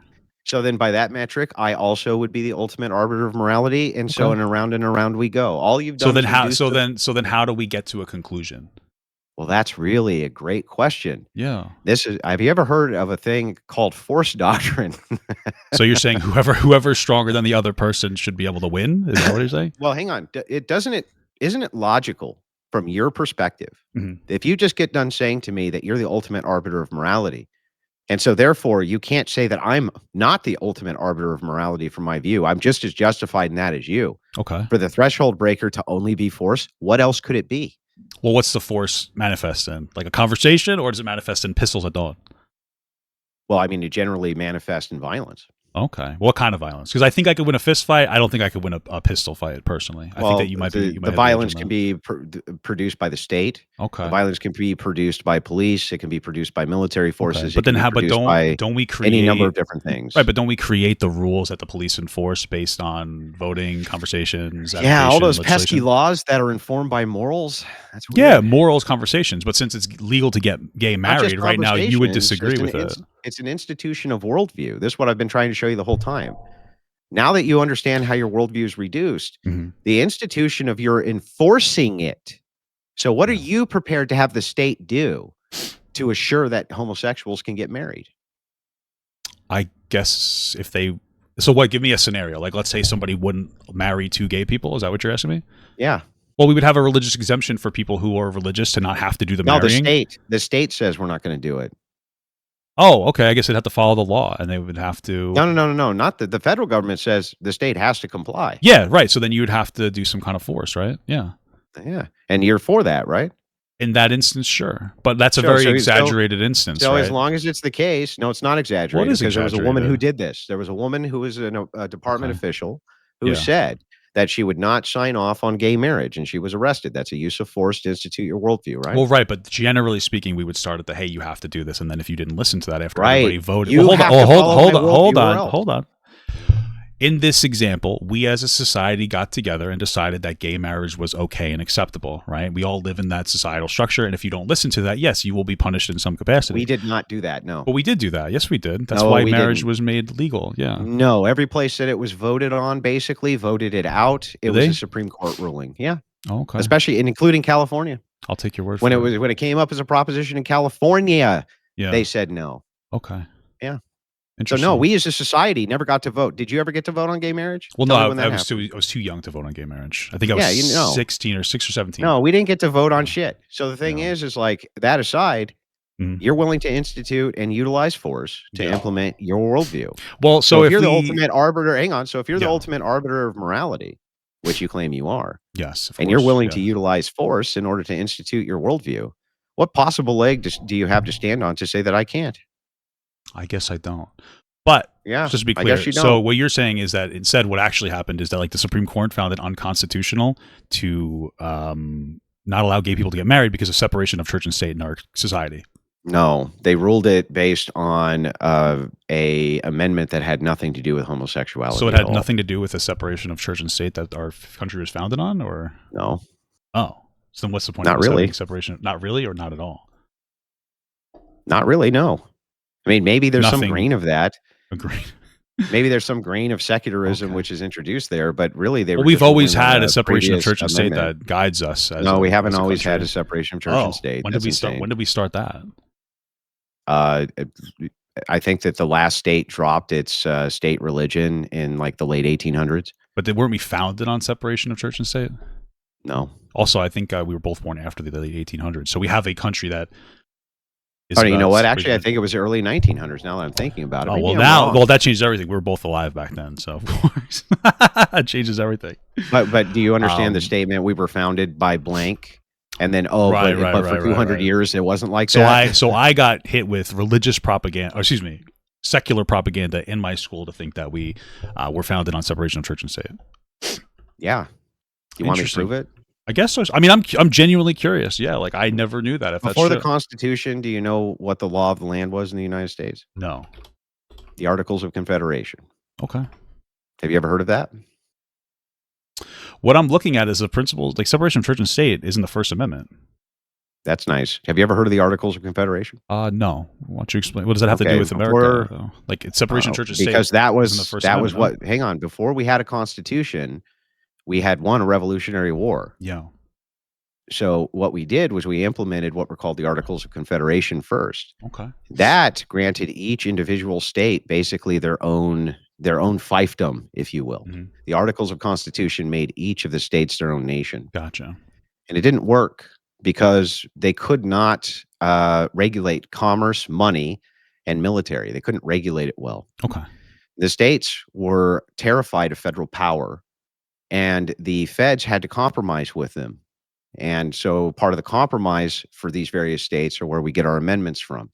The Second Amendment, for instance, is one of those compromises. A well-regulated militia being necessary to the security of a free state, the right of the people to keep and bear arms shall not be infringed. The First Amendment is also one of those compromises. Now, when you say the secular nation under the First Amendment, you're forgetting about the 10th Amendment. And the 10th Amendment says that all powers which are not the federal government's go to the prospective states instead. The prospective states, I think 9 out of 13 of them had a state religion. Post-Constitution ratification. Post-Constitution ratification for like 100 years. Yeah. They had their own state religions. Mm-hmm. So the thing is like, no, when you say secular, that's not actually accurate. Yeah. The secular nature was only from the federal government to the states, not from the state ruling body to its people. Okay. But just to be explicitly clear, separation of church and state is in the First Amendment, which would supersede any individual state. No. What's the 10th Amendment say? Why? Well, the 10th Amendment says any power is not explicitly delegated, but if it's in the First Amendment... And it's not explicitly delegated... But it would be explicitly... No, it's not. What the First Amendment says is that the United States cannot make a single religion, okay, that everybody has to follow. That's what it says. Yeah, that's the The separation of 10th church and Amendment, state. and it's not doing that, but the 10th But that's what it Amendment is. allows for each prospective state to fucking do that, and that's how it was Well, set up. okay, but either way, the First Amendment would supersede that, specifically in the instance that, No, like, because you it's were. the But 10th hold Amendment. on, just really quick. No, Let me explain. no. I let you talk. Okay, go The ahead, dude. First Amendment is freedom of religion, right? That's part of the First Amendment. That is a separation of church and state. The 10th No, Amendment. Why? because the First Amendment is saying that the federal government Yeah. can't make a Catholic religion that everyone has to follow in the states. Do we agree on that? Well, no. So just to be absolutely clear, I just want to be. I'm trying to understand. Maybe I'm wrong about something.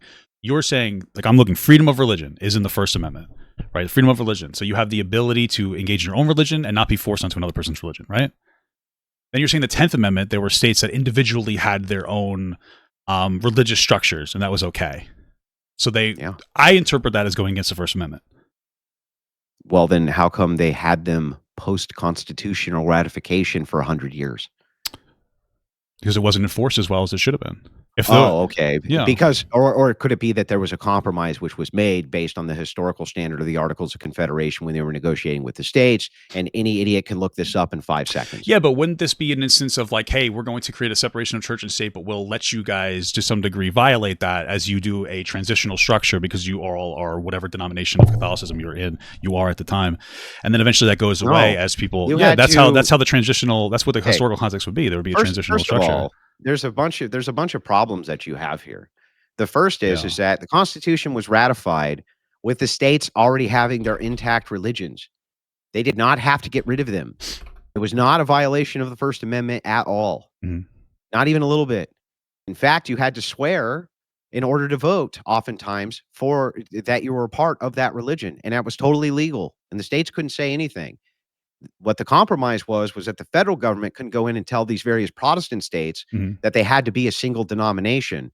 That was always how it was understood as a compromise. Well, what it sounds, No, stop. Okay, I'm telling you. I'm letting you keep going. Go ahead. How it was interpreted originally by the framers and the negotiators of the various governorships of the states was that the federal government could not tell a Catholic state that they had now to be a Protestant state, or a Protestant state now that they had to be a Catholic state.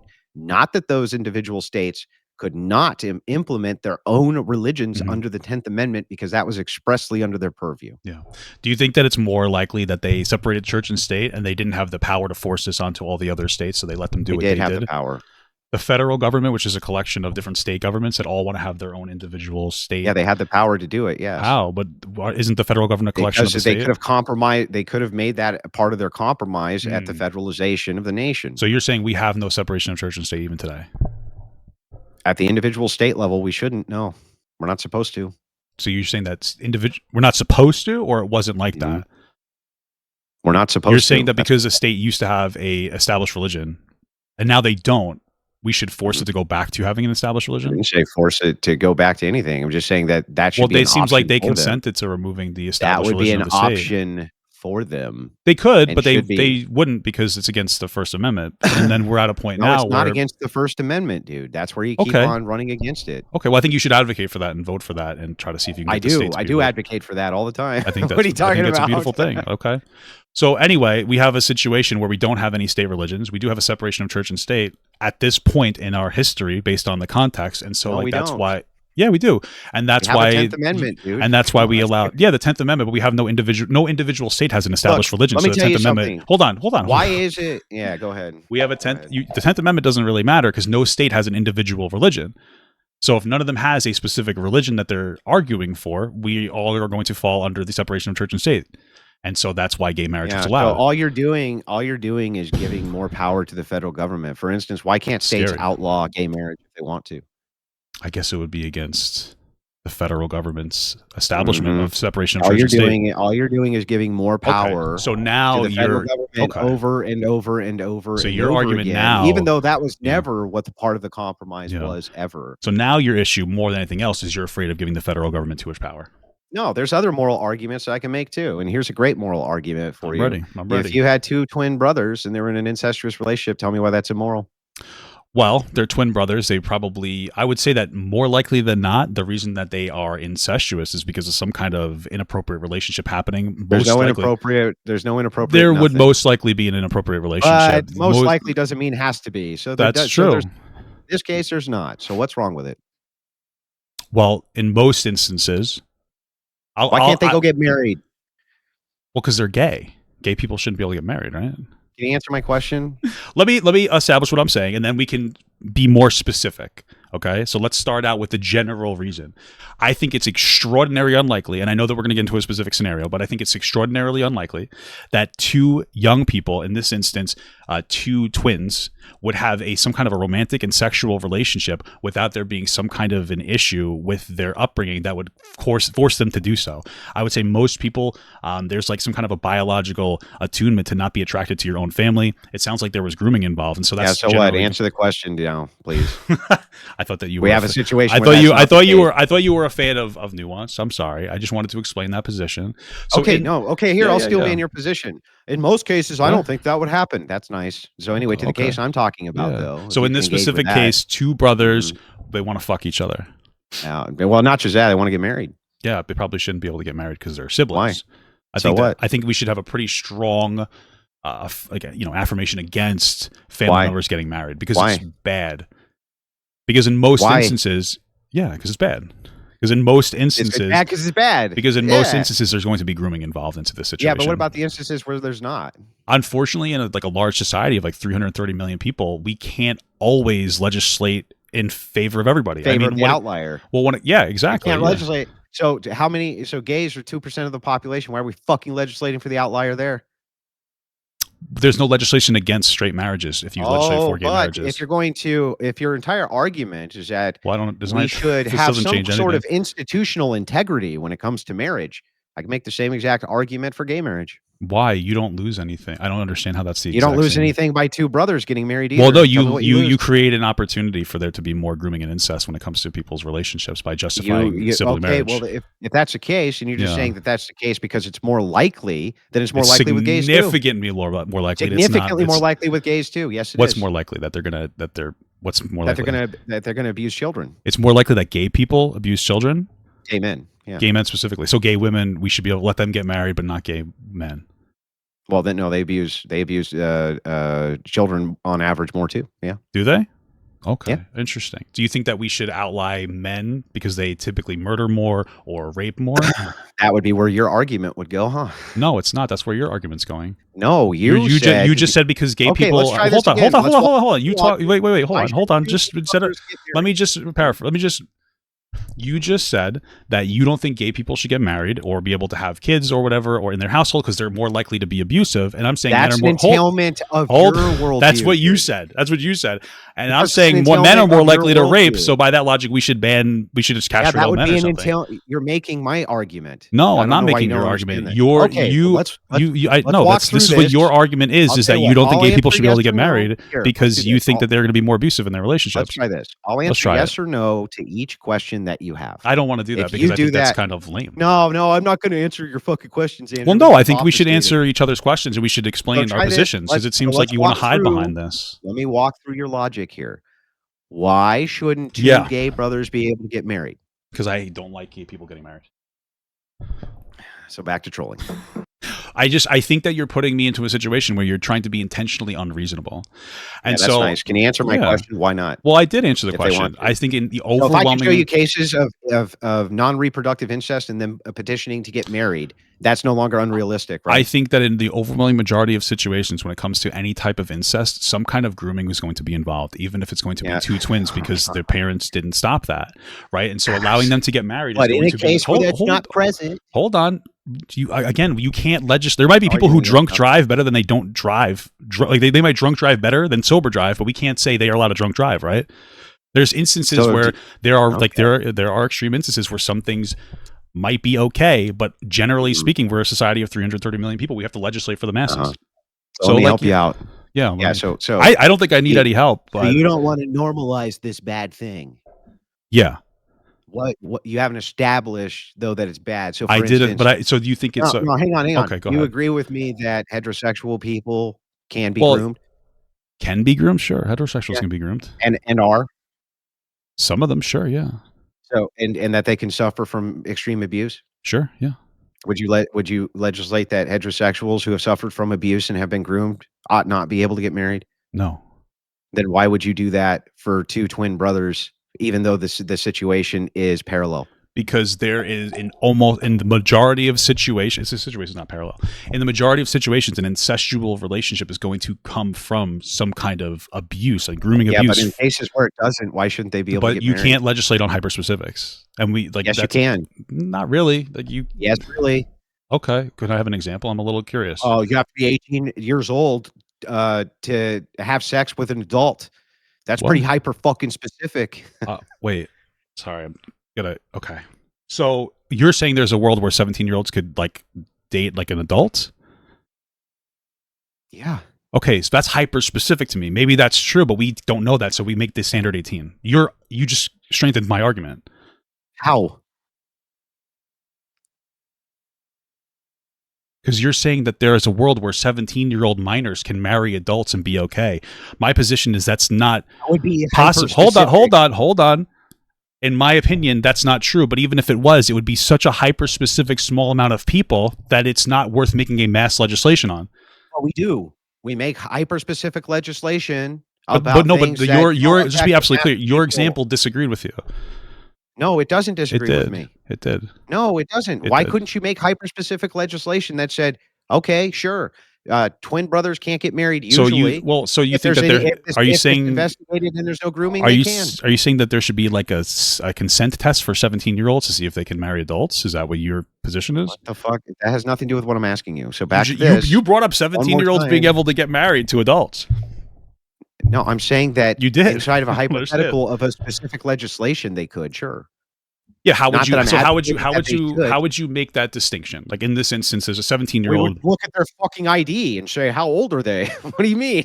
You're saying a 17-year-old. Oh, okay, sorry. What I think you're saying is that in most instances, 18-year-olds should be the ones to get married, but there are some instances where you think 17-year-olds would be able to consent in the way that an 18-year-old can.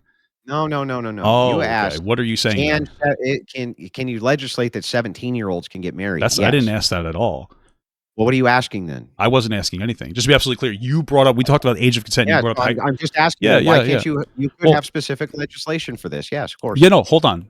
You can't have hyper specific legislation for everything. So I'll just lay it out again. Maybe I might be. Maybe it's me that's confused. Let me just lay it out one more time. Maybe if I say it out loud, I'll realize I'm wrong. We said that there's an instance of like two incestuous brothers. I'm not answering just anything to not answer the question. You just do anything to not answer the question. I'm not understanding. I'm trying to restate what we're talking about so that we can. Possibly one of the most bad faith interlocutors. You just refuse to answer questions. There's two twin brothers. We can pass hyper-specific legislation. We do it all the time. Okay. Tell me why it is that it's immoral for them to get married if there's no grooming present. Why? So I just want to go through it again, just to be clear, because I feel like maybe I'm misspeaking something. If you're busy or you're impatient and you don't want to have this conversation, that's fine. I don't even. Yeah. But let's have a conversation. But what we were talking about is there's an instance, and the overwhelming majority of situations, two family members is pretty much almost always going to be some kind of a familial grooming and abuse. You're saying, well, what about instances where it's not happening? So like the nth of a percent of an instance. Okay. What I'm saying is you can't really figure out a way to figure out that that's not true. And you can't legislate for that hyper-specific aspect. Then you brought up 17-year-olds. And I'm saying 18 is the age of consent. What I interpreted is you're saying that there are instances where 17-year-olds can consent like 18-year-olds can. Right? But I would say, recap. Can you answer my question now? But so, like, how can a 17-year-old? How would you figure out that a 17-year-old would have the same ability? It's irrelevant. Why is it two twin brothers? You legislate that if they're not groomed, they can get married. How do you know that they weren't groomed? You just run an investigation. Like, what's the investigation look like? Information you got. I think it would probably come back that they were pretty much always groomed. And they just tell you we weren't. So what you're saying is in this scenario that's never going to like really exist. What the answer is. It exists right now. I can give you cases of incest all over the country where they petition to the government to be married and it's non-reproductive. Well, that doesn't mean they just fell in love. They claim that they fell in love. Yeah, and you can't make arguments where we don't do pre-crime. You can't be like, because in many of these situations there's grooming. In the situations where there's not, that means it's okay. So tell me why it's immoral. Why is it immoral for two twin brothers to get married? Why? I've explained that like 6 times. I'm not gonna No, repeat you myself. haven't. You I just have. keep recapping the Yeah. fucking conversation. Okay. There's I 2 think brothers. if you're there's not no grooming. if you're Why can't not they get married? yeah, if you're not satisfied with the answers I've given you, then unfortunately I don't think any You other haven't given explanation is me going any. to. Okay. There's no answer. Why? If you Why? don't feel that those are satisfactory answers, then I guess that we're just going to be at an impasse. You mean no answer? I gave you a pretty in-depth answer. What is the No, you didn't actually give me any. Okay. You just recap the conversation we already had. Mhm. What is the specific reason? Just summarize it for me. I did multiple times. Summarize it in like 3 sentences. Yeah. Why 2 twin brother can't get married if no groom? I answered that question like 3 times. So answer it again. I'd rather not. Please, I don't think it's going to be productive. Yeah. No, it's the most productive. Answer the question. I don't think it is. Are you saying we should make incest legal? No, I'm asking you why it is that what's the moral reason that you can object to twin brothers? I already answered the question. You didn't answer. You didn't. You're lying. You're lying through your teeth. Maybe I'm wrong, but I did answer the question. No, you're purposely obfuscating. Answer the question. I answered it. Why is it immoral, dude? I answered the question. In every instance, it's going to be a product of some kind of grooming. Every instance? Pretty much every instance. And the overwhelming majority of instances, yeah. That was my answer. Instances where there is no grooming. You wouldn't be able to figure that out to a satisfactory degree. In the same way that you wouldn't be able to figure out that 17-year-olds can consent like 18-year-olds, like you were saying before. Tell you what, I'll give you $10,000 right this second if you can prove to me that every instance of 2 twins who wanted to get married is going to be grooming. Go ahead and demonstrate that. Okay. Do it. Okay. I think that's an unrealistic question, yeah. No, it's not unrealistic. You actually haven't answered the question. Well, I did. What I said is that there's no way to figure out. I don't think we can prove. Why do they need? First of all, why do they need to prove to you that there was no grooming if they want to get married? Grooming is bad. I don't know if you know that. Yeah, but who are they getting groomed by? Their parents. Wait, twins are getting married because their parents groomed them to get married?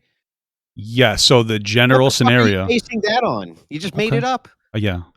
So anyway, what are you basing that on? In the majority of like familial situations, if you have 2 siblings that are comfortable with having sex with each other, it's because their parents allowed it in some capacity or some other outside influence allowed some kind of grooming outside of it. Prove it right this second. I guess you'd have to just appreciate you just made mental it up. Health. You think I made that up? About grooming, so do you think that is the person who's usually having sex with the other person? Well, it's interesting that you said you by external sources. So does the word usually means always or? Yeah, I'm not even accepting usually here. You just said usually. From your view, it's not even usually. It's not really my what? You said usually the person that's groomed is groomed by the physical, I guess, sexual abuser. Yeah, the person who wants to have sex with them. Yeah, they're not groomed by external forces. Usually. Yeah, like a father or a mother can groom 2 kids to have sex with each other. Yes. Yeah, but they don't. What do you mean? That's rare. That's what it is rare. But there's also it's very rare to be attracted to your sibling.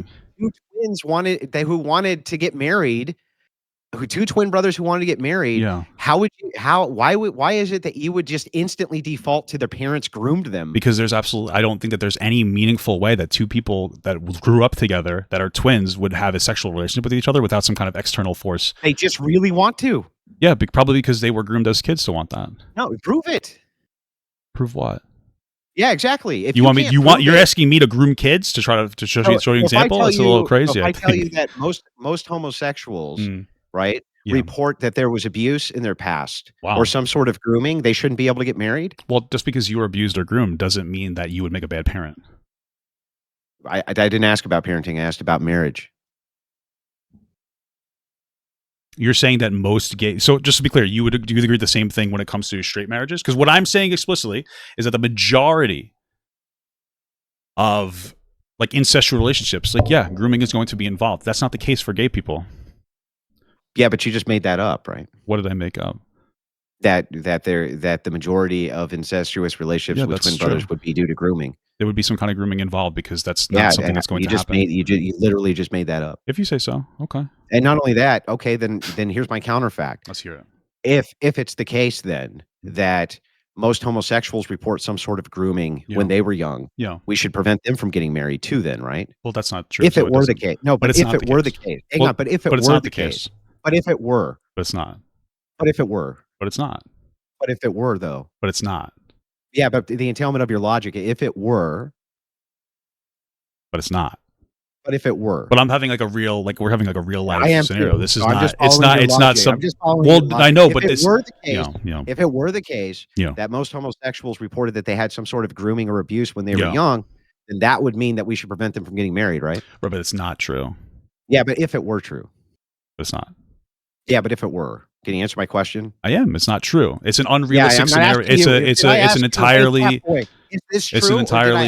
It's an entirely unrealistic, unproductive scenario that doesn't happen. So it's not. There's no reason to. I am answering the question. You just don't like my answer. I didn't ask you about the truth of it. Yeah. I asked you. Well, I'm answering with the truth of it. Question: if it were true. Yeah. If it were true. But it's not, and it's unrealistic, and it's not. It's not comparable to life, so it doesn't matter. Yeah, I know. But if it were true that most homosexuals experience grooming or some sort of sexual abuse, would it be the case that they shouldn't get married? No. No what? No, they should still be able to get married. Okay, then your whole position just fell flat. But it's not. It doesn't fall flat at all. Because in my whoa, one sec. In my scenario, these two kids are groomed together to fuck each other, to engage in CSAM, sexual relationships. In the other situation, it is a gay person that was groomed externally from the other partner. So it's not even close to comparable. All you're doing is saying the explanation for the behavior in this one case is grooming, so therefore that's not what I'm saying. I'm saying it's grooming. So therefore it's towards. I'm saying it's grooming towards a specific, like their own sibling. Yeah. Like the other. What do you mean? So they were groomed into wanting to be with their own sibling. Yeah. So these guys are groomed into wanting to have sex with men. Who is? Gay people? But if it were the case that men say that they were groomed at a young age to have sex with other men, and they say that that's part of what makes them gay, those guys should not be getting married, right? I don't think that's happened. Oh, hold on. Let me just get the scenario. You're saying that it's a situation where a kid is getting groomed into having sex with men, so they shouldn't get married? No, I think they should still be able to get married, just not to their groomer. I guess would be the answer. Okay. Again, just to be absolutely clear, we're talking about one scenario where there's two people groomed, two siblings groomed into wanting to be with each other, versus a gay person that was groomed to have sex with men. But like it's as long as they're not marrying their groomer. Why should one get married, not the other? That makes no sense. Because it makes perfect sense. I think you know that. Because one instance, sorry. In one instance, it's two brothers being groomed into fucking each other. In the other instance, it is a gay person, I guess, gay kid being groomed into wanting to sleep with or forced to be sleep with men, and then growing up and then wanting to marry a different man. Yeah, the twin brothers are grown up and they want to marry each other. I think that you're understanding the specific thing I'm saying, but you're just intentionally ignoring it. No, the twin brothers can't get married unless they're adults. That's not what I'm saying. That's not and they want to get married. What's the bar here? Why are we barring them? But that's not what I'm saying, because they were specifically groomed as family members into being with each other. And homosexuals are groomed at a young age to have sex with men. But that's not true. Why aren't they being barred? Because they're not marrying the men that groomed them. Neither are the twins. But they were groomed into wanting to be with each other. So were the homosexuals. They were groomed into wanting this thing too. But no, but it's not this thing. It's a specific person. There's two specific people in the one instance when it comes to the incest with the brothers. There's one specific person marrying who they want once they become older. That's not the person that they were groomed into. Is groomed into like, I don't know, having sex with some other homosexual kid, and then 10 years later wants to marry him because he turns out he loves him. They trauma bonded. They love each other. Should they be barred? So you're saying that in this instance with the two gay brothers, they might have trauma bonded. That's interesting. I'll have to think about that one. Answer the question. I'd say it's probably inappropriate, but would you bar them? The non parents, or excuse me, the non brothers? Yeah, I would let them get married. Of course, but not the brothers. No, because again, I think that even if this even if this hyper specific scenario is true, there's no way to figure out if that is true, and so we should make the overwhelming decision to not let family members get married. Well, wait, I'm sorry. All the objections are now off the table. Now it's exactly the same situation, basically. Okay, if you say so. No, I mean, not say so. One's groomed into like loving Paul. 10 years later gets married to Paul. You wouldn't bar that. One's groomed into loving brother A. 10 years later wants to marry brother A. Yeah. Why is there now? What's the symmetry breaker now? Well, I think I've explained it a few times already. I think it's a little exhausting going back and forth and just like being very circular. Just one last time. What's the threshold breaker now?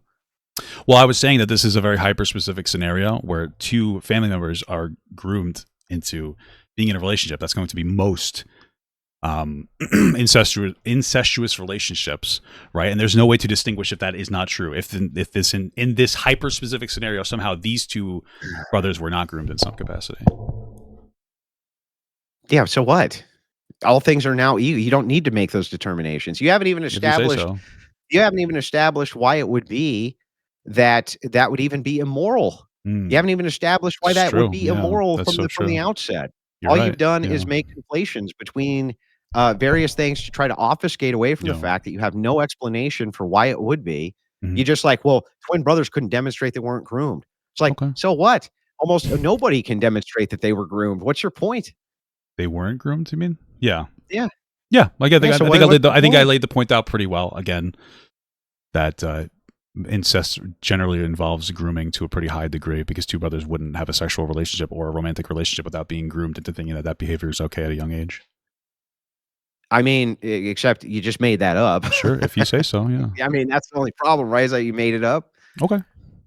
Yeah, it's usually the groomer's the person who wants to have the sexual intercourse. The word That's you it's very interesting that you use the word usually and you think that that somehow debunks my argument. well, because in the case of incest, you Yeah. would have to demonstrate with twins who the groomer is. If you say the groomer's not the twins, then I don't see what It'll the be a objection is parent. to the twins getting married. It would be the parent grooming them into that relationship. Yeah, but why would that prevent them as adults from getting married? What would be the issue, though? I don't think that we should normalize grooming. And there's like no You're scenario not where normalizing the grooming, but you're you are normalizing because there's no allowing way to get to that twins. point without grooming.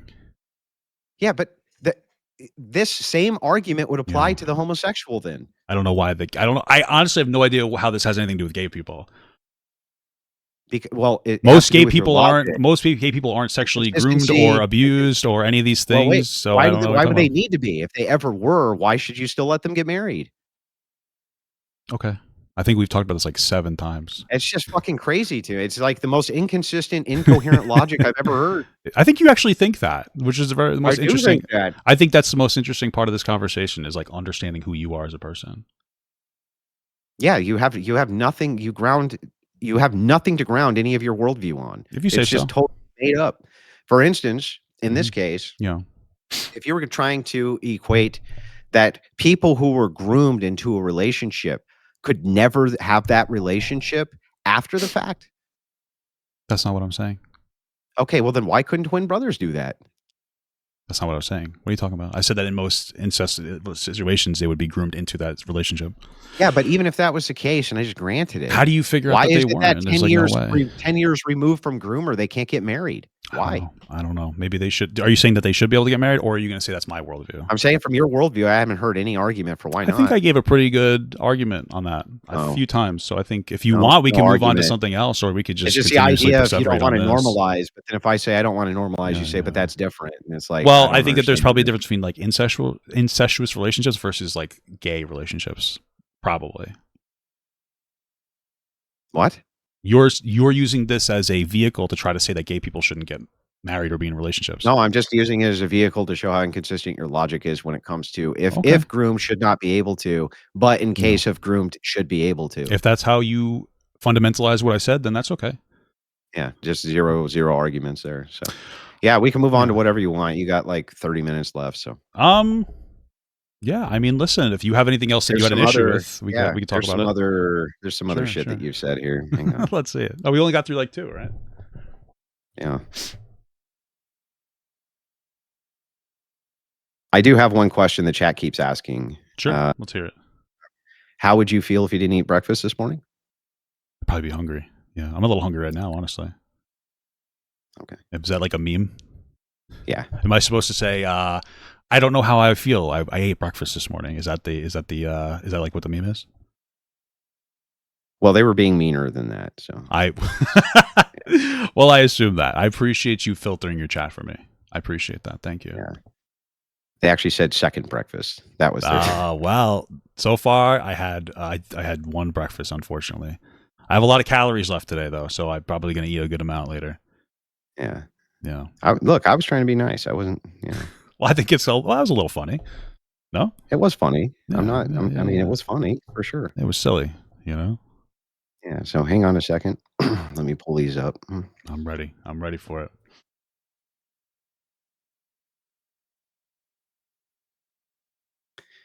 Yeah, so this was over the title of the video, All Rape right. Apologia.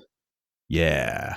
Oh, is it the Yeah, same can you tell video? me can you tell me when I ever was an apologist for rape Oh, ever? well, I think I brought that up before. The whole thing where you think that like women should be appreciative for men for not like raping them. I think that that's some level of rape apologia. I think that the other thing I conceded that it was out of context though earlier, right? The Oliver one. Right.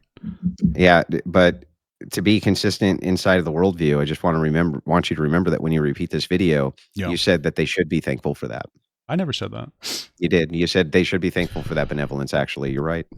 You Well, did no, I say think that. what I actually said, what I believe I actually said, maybe I'm wrong, is that like if men created the system, why would they be thankful to men for removing the system?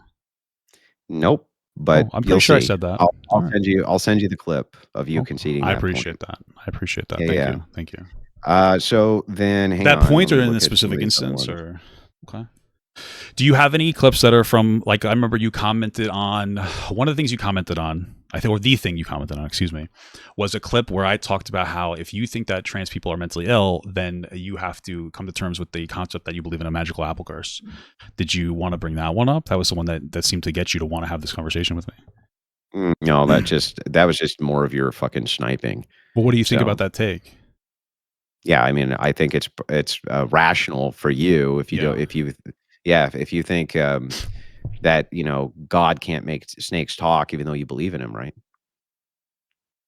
Is the story of Adam and Eve like a fact? I thought that was more of like a story.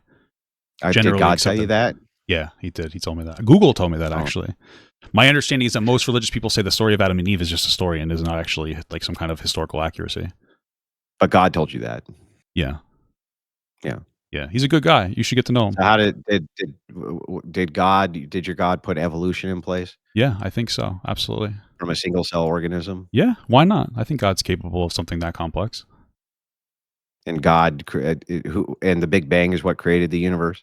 Maybe God did the Big Bang. Yeah, I think that makes sense to me. And scientists agree with that, right? Scientists agree with what? That there was a Big Bang in evolution? Generally speaking, I think so. That's the most compelling theory that they have. Yeah.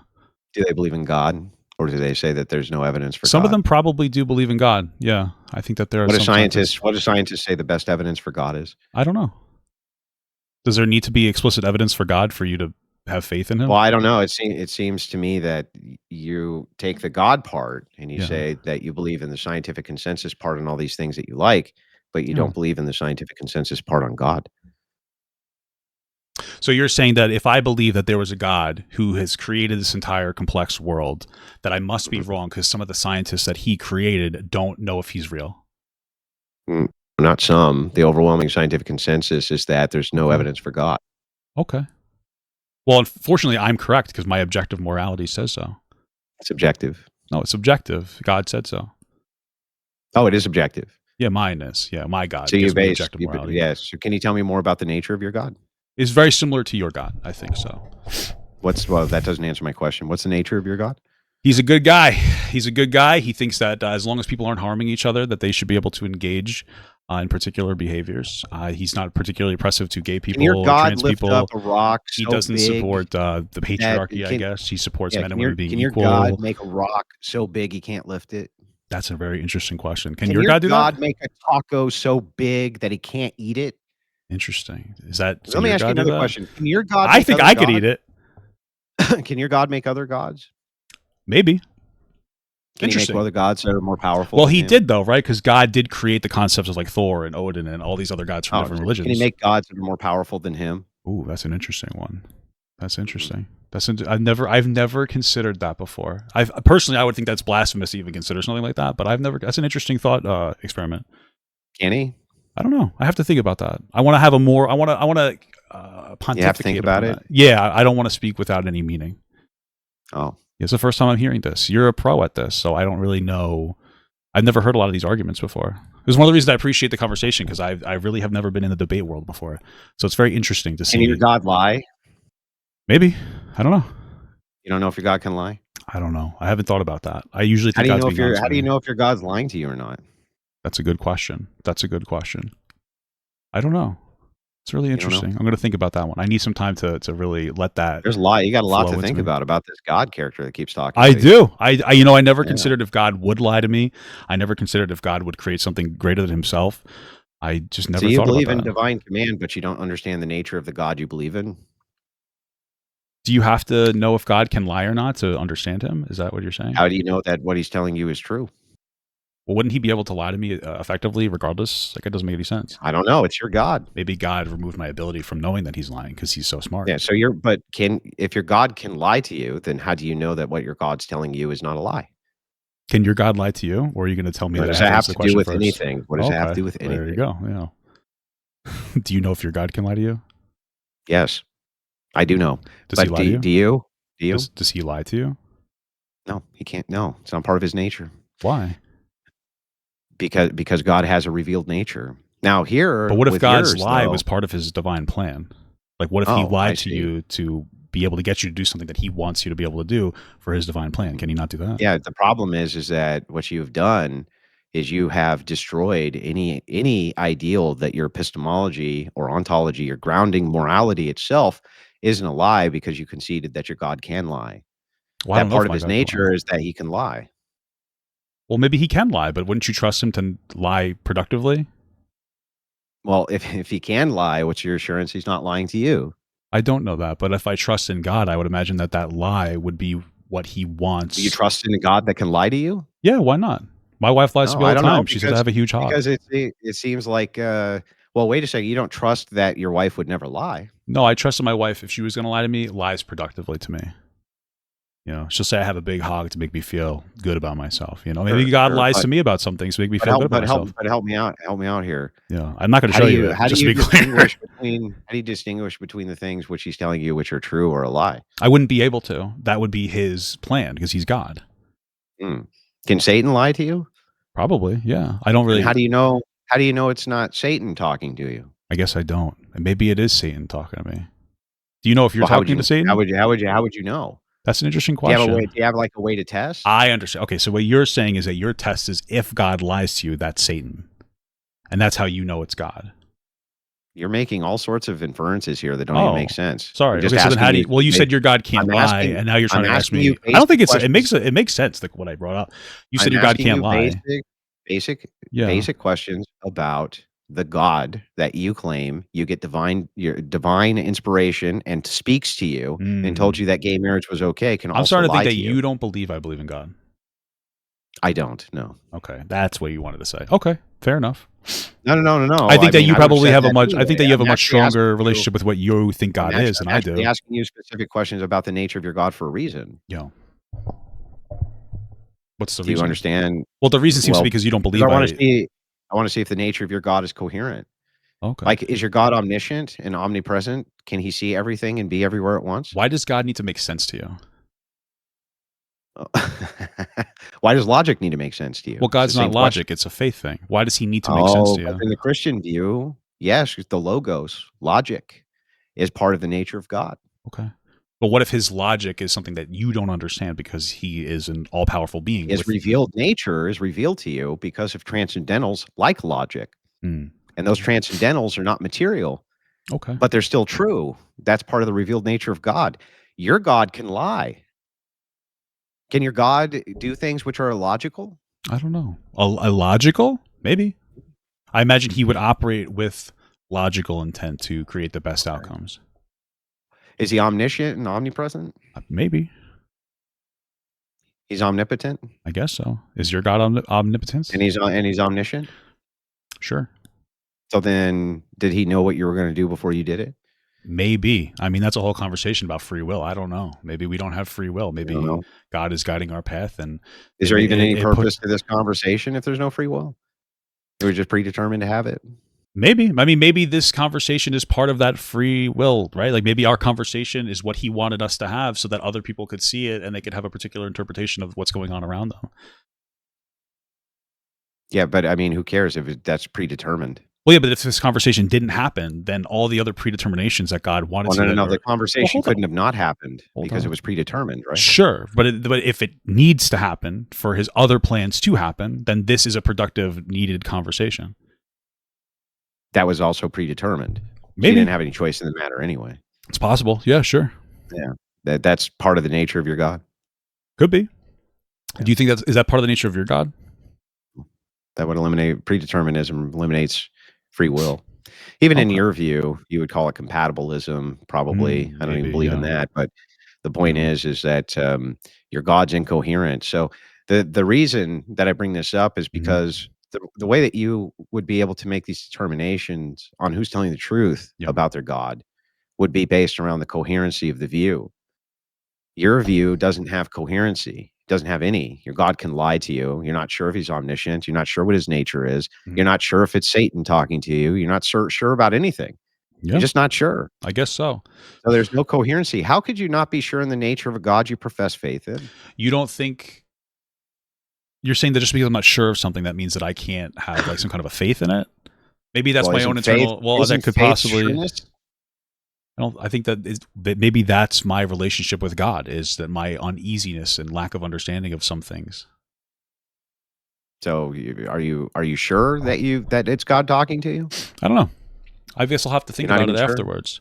I think No. that what is really So you're not happening actually sure that God told you gays should get married? I don't know. And you're not sure that that's not I think Satan? that what the outcome you're looking for is to say, because you don't think I have, like, a level of objective morality, yours must be better. And I think that that's kind of the way that you operate, is that you have something you want to tell me instead of What do you mean? having You a have conversation. objective Yeah, morality. That's instead what of you just having, said. like, some kind of a conversation, you're trying to tell Wait. me something. But how do you know? Wait. How do you know God's not You speaking through me said right you now to have talk to you? objective morality. How do you know your God's not speaking through me right now to try to communicate something to you? I'm just gonna assume that he is. That Mm, would be objective morality, right? okay, interesting. Are Would you? that be objective morality? I don't know. You don't know? What if God's not concerned with, like, the hyper specific debate definitions that you're trying to apply here? I don't know. Yeah. Okay. Maybe we should have a conversation about it. I don't I know. think that it might be more productive if both of us just think about what happened, and maybe you think about, maybe God's trying to talk to you through different people to try to get you to I don't understand know. that maybe the way that you Maybe practice God I don't know. isn't Maybe in we can line have with a faith. conversation about it, I don't Maybe. know. Maybe. I just don't know. Okay. I don't know anything. I don't know what I think. I don't know what I believe. I don't know what my worldview is. I Okay. don't know what my Well, God thinks. I think that, I like, don't the know I don't know skepticism that anything. I engage with is normal for people who are constantly trying to come to the correct conclusion overall by engaging with other people and hearing what they have to What correct say and conclusion? We trying don't to know. figure things out and try to move Here's all forward the in a productive conclusions you way. have. I It don't sounds know. like you have a worldview rooted in, like, a book that is very old. I would say very, Do you very know the Bible's not true? rampant with Or is that abuse of do you know different the men Bible's who not wanted to true? have an influence over it to maintain power, which is why historically the Bible wasn't even in the language everybody spoke, because it was about some kind of authoritarian power complex. And I think that, like, Oh. you believe in that. I think it makes you feel good and grounded, which I think is great for mental health. I think that's Do why. you know that though? Or is that Yeah, another thing that you don't know? I think that, like, a certainty in a higher power can be really good and positive and productive for a lot of people experiencing, like, potentially, I'm not saying you are, mental health Mm. issues, which is why I think that religious people might have a leg up on that, because they have a certainty, Oh. even if it is or isn't real, they have a certainty, and I think it's a beautiful thing. So I But just wanna make sure that I got this clear. You yeah, believe in a higher power that speaks to you it that can might, lie, and you're maybe. unclear on its nature, but you were criticizing me Wait, why do because you I think I'm said unclear trans on his people were nature? mentally hang on, Why can't I because I think he has a said positive nature but still lie? what does that mean? What does a positive nature mean? A nature that would have a positive outcome for Like, does people. your God just so happen to correlate all the things that he wants with you with modern progressive values? Maybe, yeah. Hasn't the Bible made, like, That's evolutions in super the interesting. New Testament is an entire new progressive chapter of the Bible, No, it's right? not. It's No. generally I mean, Jesus in and of himself is known for being a loving, kind, preaching figure who says that even rich Guy who people sends all can't go them into people heaven. to hell? Well, God sent him to hell, right? Wait, I'm sorry. Maybe Oh, I'm hey, misunderstanding. Jesus is God, isn't he? Is Jesus? I thought Jesus was a better representation. He was, like, a kinder representation. There was less, I guess you say, aggression in the New Testament. No, it's a Yeah. continuation. Yeah, it's a The message of continuation, God but it's like a the shift into a message more of progressive God never atmosphere. no. What Yeah. changed? The New Testament. He had a kid. I think that Yeah, what he changed? lightened up after he had a kid. That's pretty No, there typical. was no lightening up. So you're telling me that God created sin and then put himself into a woman to come out of that woman to die for the sin he created in all of us? Wait, I'm super confused. That makes less sense than an invisible man in the sky talks to your brain? That's what you think as well.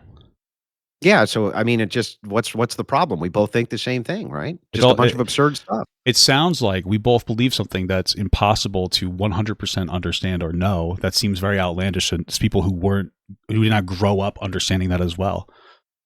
Well, then how do we identify mental illness? Well, I don't know, but I would say that if religion You isn't don't know? accept I think if religion Is there isn't anything you know? Do you I'm know anything? okay. Do you I know think anything? Are you okay with me talking, or do I threaten you when I speak? Well, I just wanna know, like, Okay. every time I ask you a question, you Yeah. suddenly don't know, and then Well, I think what's interesting is I all of say a I sudden you don't know, know a and then I bunch. continue to talk. So wouldn't that mean that I have something to say?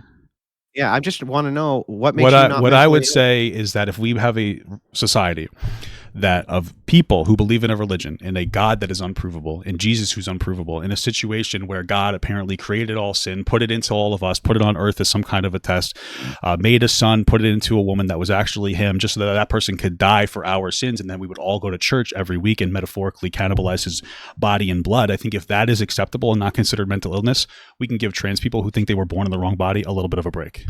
So then how do we identify what is mentally ill? I guess we'd have to have a conversation about it, Andrew. I guess, like we are right now, I know. Yeah. So how would we identify what's mental illness? I mean, I guess it depends. If what you heard, if you weren't raised religious, you would think that what you just heard about the description of religion is kind of absurd. So mental illness is just relativism? Maybe. What is mental illness to you? Well, I think the only way to identify mental illness would be deviations from normalcy of behavior.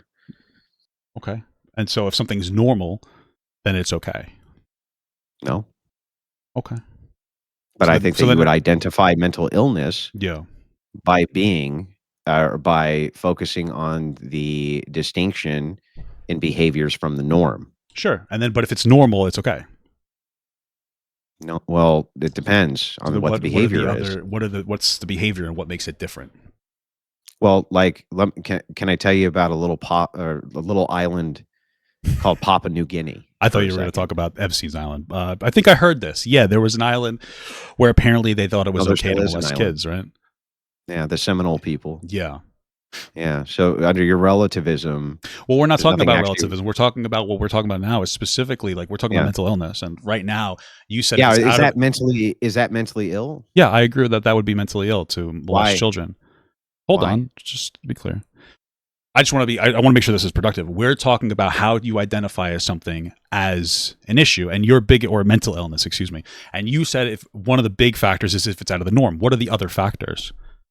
Yeah, so it would have to be a massive deviation away from normal universals. Okay, so how do you define massive deviation? I would assume that you think that gay people are a massive So deviation. so, universals, would be universalized behavior, which you seem to, be present and shared in all humanity. That Okay, would be how you would identify mental illness. I is that don't know how? of any other way you could do that. Okay, so you think that like and I guess gay people would be part of that. Yeah, for sure. Okay, there's never been any gay representation in any other society throughout history. Yeah, there has, but it's been a massive Oh, deviation away from normalcy. what's so like abnormal? It's just two people Like, having it's much more sex. normal for people to persecute homosexuals than it is for them to be Sure, homosexuals. there's also an average height, but that doesn't mean that if you're not the average height, then you're some kind of like freak or Yeah, you're so wrong. then this goes back to the question, then how do we identify what's mental illness? How do we identify it? What is it? I mean, part of it would be like an abnormal factor, and part of it's going to be a conversation about what's like There's what harm, other what other part is there harm, other than harm, wait, harm to who? harm generally to society and the person. And like you're going for harm reduction when you go for treatment for society and the person. So if we're just using the basis of harm reduction, Yeah. if it was the case that, you could give homosexuals a pill and they take it and they're no longer a homosexual, wouldn't that reduce harm in society? Yeah, if they wanted to go that option, absolutely. I No, think no, that no, they don't want to. You just oh, give then it to they don't them. have to because there's no harm in being gay. Well, wait, that's not what you said. You said When did I say? reducing harm in society. Yeah, and you could reduce harm in society by not persecuting gay people, or by giving them a magic pill that makes them straight. You can also just Yeah, force them to take a magic pill and then it's done. yeah, but you don't. Well, but forcing is harm, right? So Yeah, so what? It's all scalable. That's the harm principle. It's all scalable. So we're just using utils.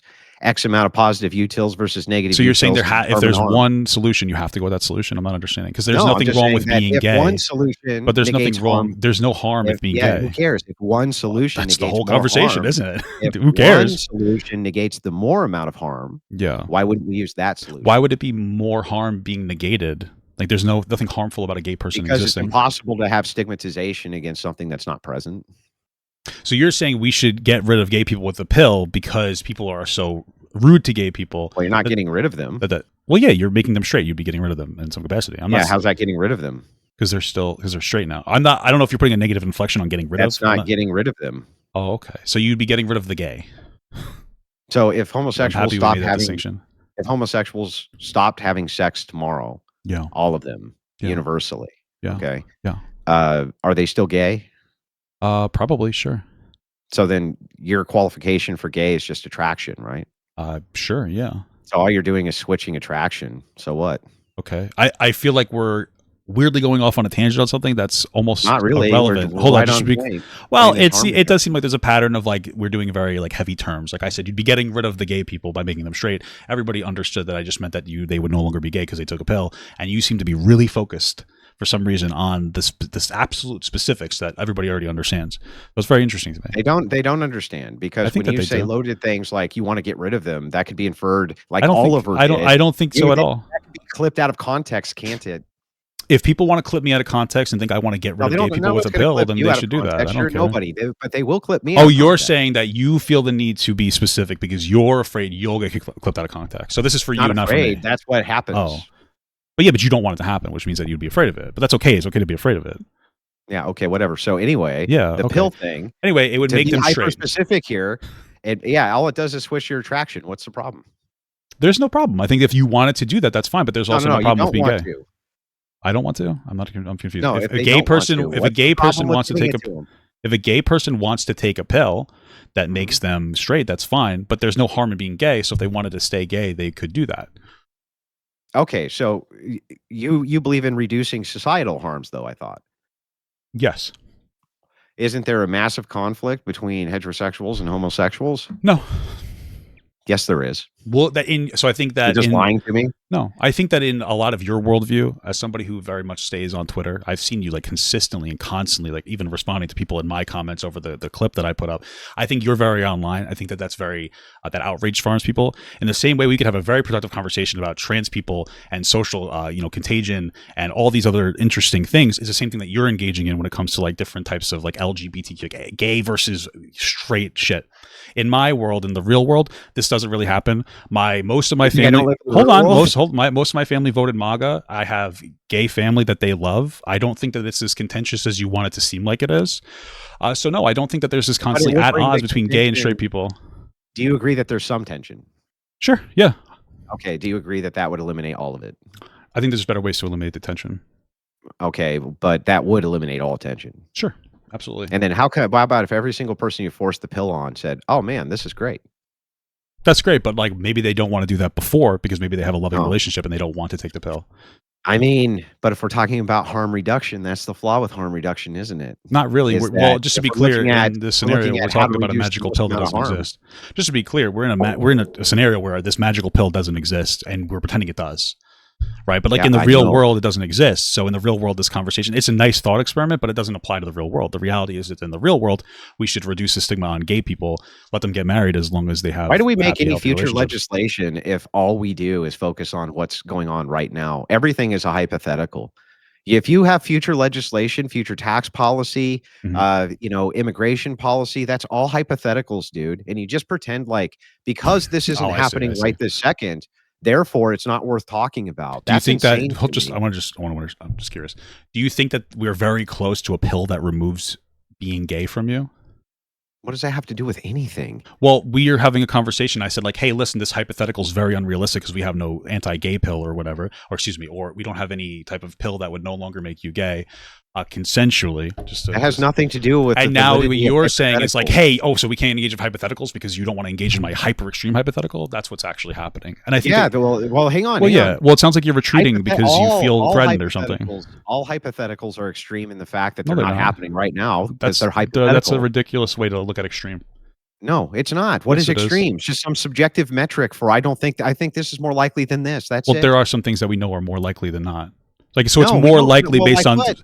it's more likely that we could accept gay people in society now than it is that we'll create a pill that will make them no longer gay. Yeah, but if we're tracking your logical chain to see if it's But consistent, it there's is nothing consistent. wrong. There's nothing wrong with us using hypotheticals with more or less Yeah, likely we in order can, but to it's exchange significantly the less idea. likely. It's Who cares? it's less likely to Totally the irrelevant. extent that the Totally. conversation All becomes right, before I go, fundamentally unproductive. let me move to one other topic because You I'm got almost it. out of time. I have to go do a show. Okay, cool. Can men be women? Can men be women? Is this a conversation about trans people? I will engage with you in a conversation about trans people when you have more time.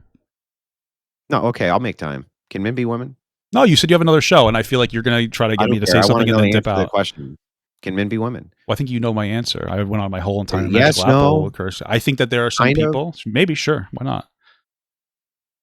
Okay, can you explain how a man can be a woman? I think that there's a spiritual side and a logical side and a physical side to everybody. And there are some people who spiritually feel like they're not a man or a woman. And like I said before, I think that if we look at Christianity, which from the outside looks absolutely insane, and we make that the standard for sanity, thinking you were born in the wrong body is significantly less insane than metaphorically cannibalizing the body and blood of Jesus Christ, who was put onto this earth But to trans die people for don't our claim that they're sins. born in the wrong body. Some people do. That's generally what it is. Yeah, some, but not all of them do. Oh, what do they usually claim? You talk to a lot of trans people? That they're yeah, I do. Oh, Probably more than you do, especially during interesting. debates. That's So very interesting. the Do incongruence you pay usually them? that trans claim Hmm. is that they have an incongruence between their Mm, gender and the sex that they're assigned at birth, not that right. they're in the wrong body. That's effectively the same thing, right? You would No, be it's born in not. the wrong. So, No. next time you have this They conversation with a wanna trans keep person, their body. They wanna keep uh, their body. do you ask explicitly, like, "Hey, would you have rather been born a girl or a boy?" Yeah, they actually You ask that question a lot. there's various trans organizations I have asked that Mm, question. There's various trans I organizations don't think that which you have. specifically moved away from that rhetoric because Okay. it leads to all sorts of logical absurdities. Like, Mm, not the least of which like a being like a magical gay pill that could never no, like, exist. what's the fucking what would your frame of reference be? What do you mean You by wouldn't have one, and since that's the weak part of what do the you mean by frame argument. of reference? If trans Well, people if didn't you feel like they feel were like born you're in the wrong born body, in the wrong body, you have no frame of reference why? What do you mean? because you've never been in any other body. Okay, but you'd still feel like you're being born in the wrong body. What is that? Yeah, but so what? Does that mean, like, I feel like I should only have one arm, so I cut one of my arms off? Does that Yeah. make any sense? No, but see how it goes, No, and exactly, we'll right? see "Oh, if I it's feel like valid I'm born in the afterwards. wrong body. What's your frame of reference?" So, Okay. that's what they claim. They claim that Yeah. there's an incongruence between gender and sex. Okay. Cool. But what does spectrums of gender point at? Would they point opposite of each other? Sex. They point at sex. Oh, you mean they're directly referenced with sex? They're pointing towards sex. What do you mean by that? Well, meaning when you say man or woman, Yeah. and then you create a spectrum between them for gender, right? Yeah. Then at either end of that spectrum is male and female Mhm. for the referent of man and woman. So all genders are pointing towards sex. What about what's in the middle of that? Um, There is in nothing. It's just the sex emptiness. spectrum, like what's in the middle of that? There is nothing in the middle of the sex spectrum. There's no like pseudo intersex No. Well, or intersex does intersex. not mean not male or female. Well, there's intersex, pseudo male, and pseudo female. So there's one that And lean can you towards be one or the other. trans without being intersex? Yeah, absolutely. But I And think the conversation intersexuality has nothing to do with well, it transness. does though, right? Because Nothing. if we can observe that there's an intersex of the body, then why can't there be an intersex of the mind? Oh, wait, I'm sorry. I'm confused. Was The that mind confusing? or the brain? I think that those are the same thing. No, maybe the brain. Well, okay, if you think they're the same thing, I'm willing to concede that as long Sure. as you think okay, so you're saying that the brain Yeah. is registering a different sex Maybe. than the body? And yeah, in a more complicated way, probably. Sure. Yeah, that makes sense to Mhm. me. I see. And so what's gender, though, pointing at still? Sex. Yeah, but that's strengthens my argument because I just said So if there's an intersex of the body, why can't there be an intersex of the mind? what do you think intersex is? It's when you're born between both sexes in some No, there capacity. is no in between both sexes. Well, yeah, you'll have characteristics of both male and female. Mm, wait a second. When you're talking about sex, you're Mhm. pointing at which thing produces viable gametes. Okay. So there's some people that are born with like a penis and a vagina, or a penis and ovaries, only one's going to be viable for reproduction. Sure, always. But I don't think that you have to. Well, you can't. Your mind can't reproduce, right? So we're having a conversation about the physical body, and then like your mind, right? Something a little bit more spiritual. Why can't, well, if your mind can decide what sex it is, why can't it decide what animal it is? Well, I don't think that. I think males and females are probably a little closer than me and like a dog. Well, I don't understand if the mind can just have the incongruence without the frame of reference. I don't know if you've heard having this not ever been the thing. For instance, my mind says, if your mind says I'm female, but you have no reference because you've never been female, why can't mine say I'm monkey? Maybe I had a dream I was a female. But what I would say is that, like, I don't know if you've heard this before, but there's like a direct link between, like, you know, the gender and the sex. The gender always points to the sex, right? And so, like, gender doesn't point to monkeys; it points to sex. So that's why it would be a direct. Yeah, but you're making a conflation here, because you said that your mind itself, your brain itself, can have an incongruency with with your body, with your gender. No, well, not just why. Well, your brain can have an incongruency with your body in many different ways. You can have dysphoria based on. Why can't you just be a fucking leprechaun then? Well, I don't know if those are real, but I would say that like people have incongruent. I don't think that a man putting on a wig is a real woman. What's your point? That's fine if you don't think that. I think that's fine. Okay. Yeah, but I'm just saying, why couldn't your mind believe that you're a leprechaun, and it's just as true as if your mind believes that you're not the sex? Like I said, I think that there's probably a closer link between male humans and female humans and their spirituality there versus me being a dog or a cat, or I guess a leprechaun, which is a then how about a baby? Why can't the mind think you're a baby? I think that the same thing that I said before. That's like a time thing. As time moves on, I'm still a guy, right? So like if time's moving on, you could still be trans. I can't be a baby anymore. Okay, I get it. Yeah, but you're also not a female. That is true, but nobody's trying to change nobody's trying to change. Nobody's trying to change being male or female. They're trying to change their gender. If your mind can have the incongruency, that you're not a female, right? Mm-hmm. Then why can't your mind have the incongruency that you're not a human? I guess it could, but I would say that I would say males and females are much closer to each other than. Okay, so hang on. I as long as you say it could, what would make that not true then? What specifically? Not being a human? Yeah, what would make that not true? Well, we're all human, like by objective metrics, right? What are those objective metrics? Being human, but again, so I know what the outcome you're looking for. Do humans need to have 2 arms and 2 legs? No. Do they need to have a penis? No. Do they need to have a vagina? No. Okay. Do they need to have X amount of DNA? No. It sounds like what you're telling me is that humans don't have to be male or female, so they can be non-binary. Well, I don't even know why what makes them human. That's a very interesting philosophical question.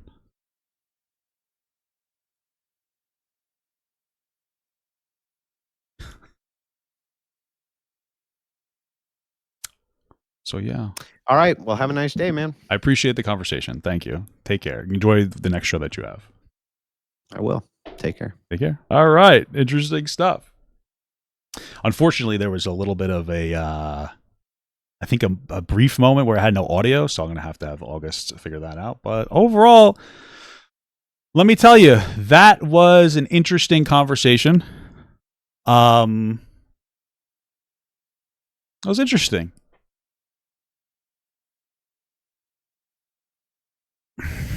That was interesting. I don't think that was terrible. Listen, here's the thing. At the end of the day, I'm going to have to process that information.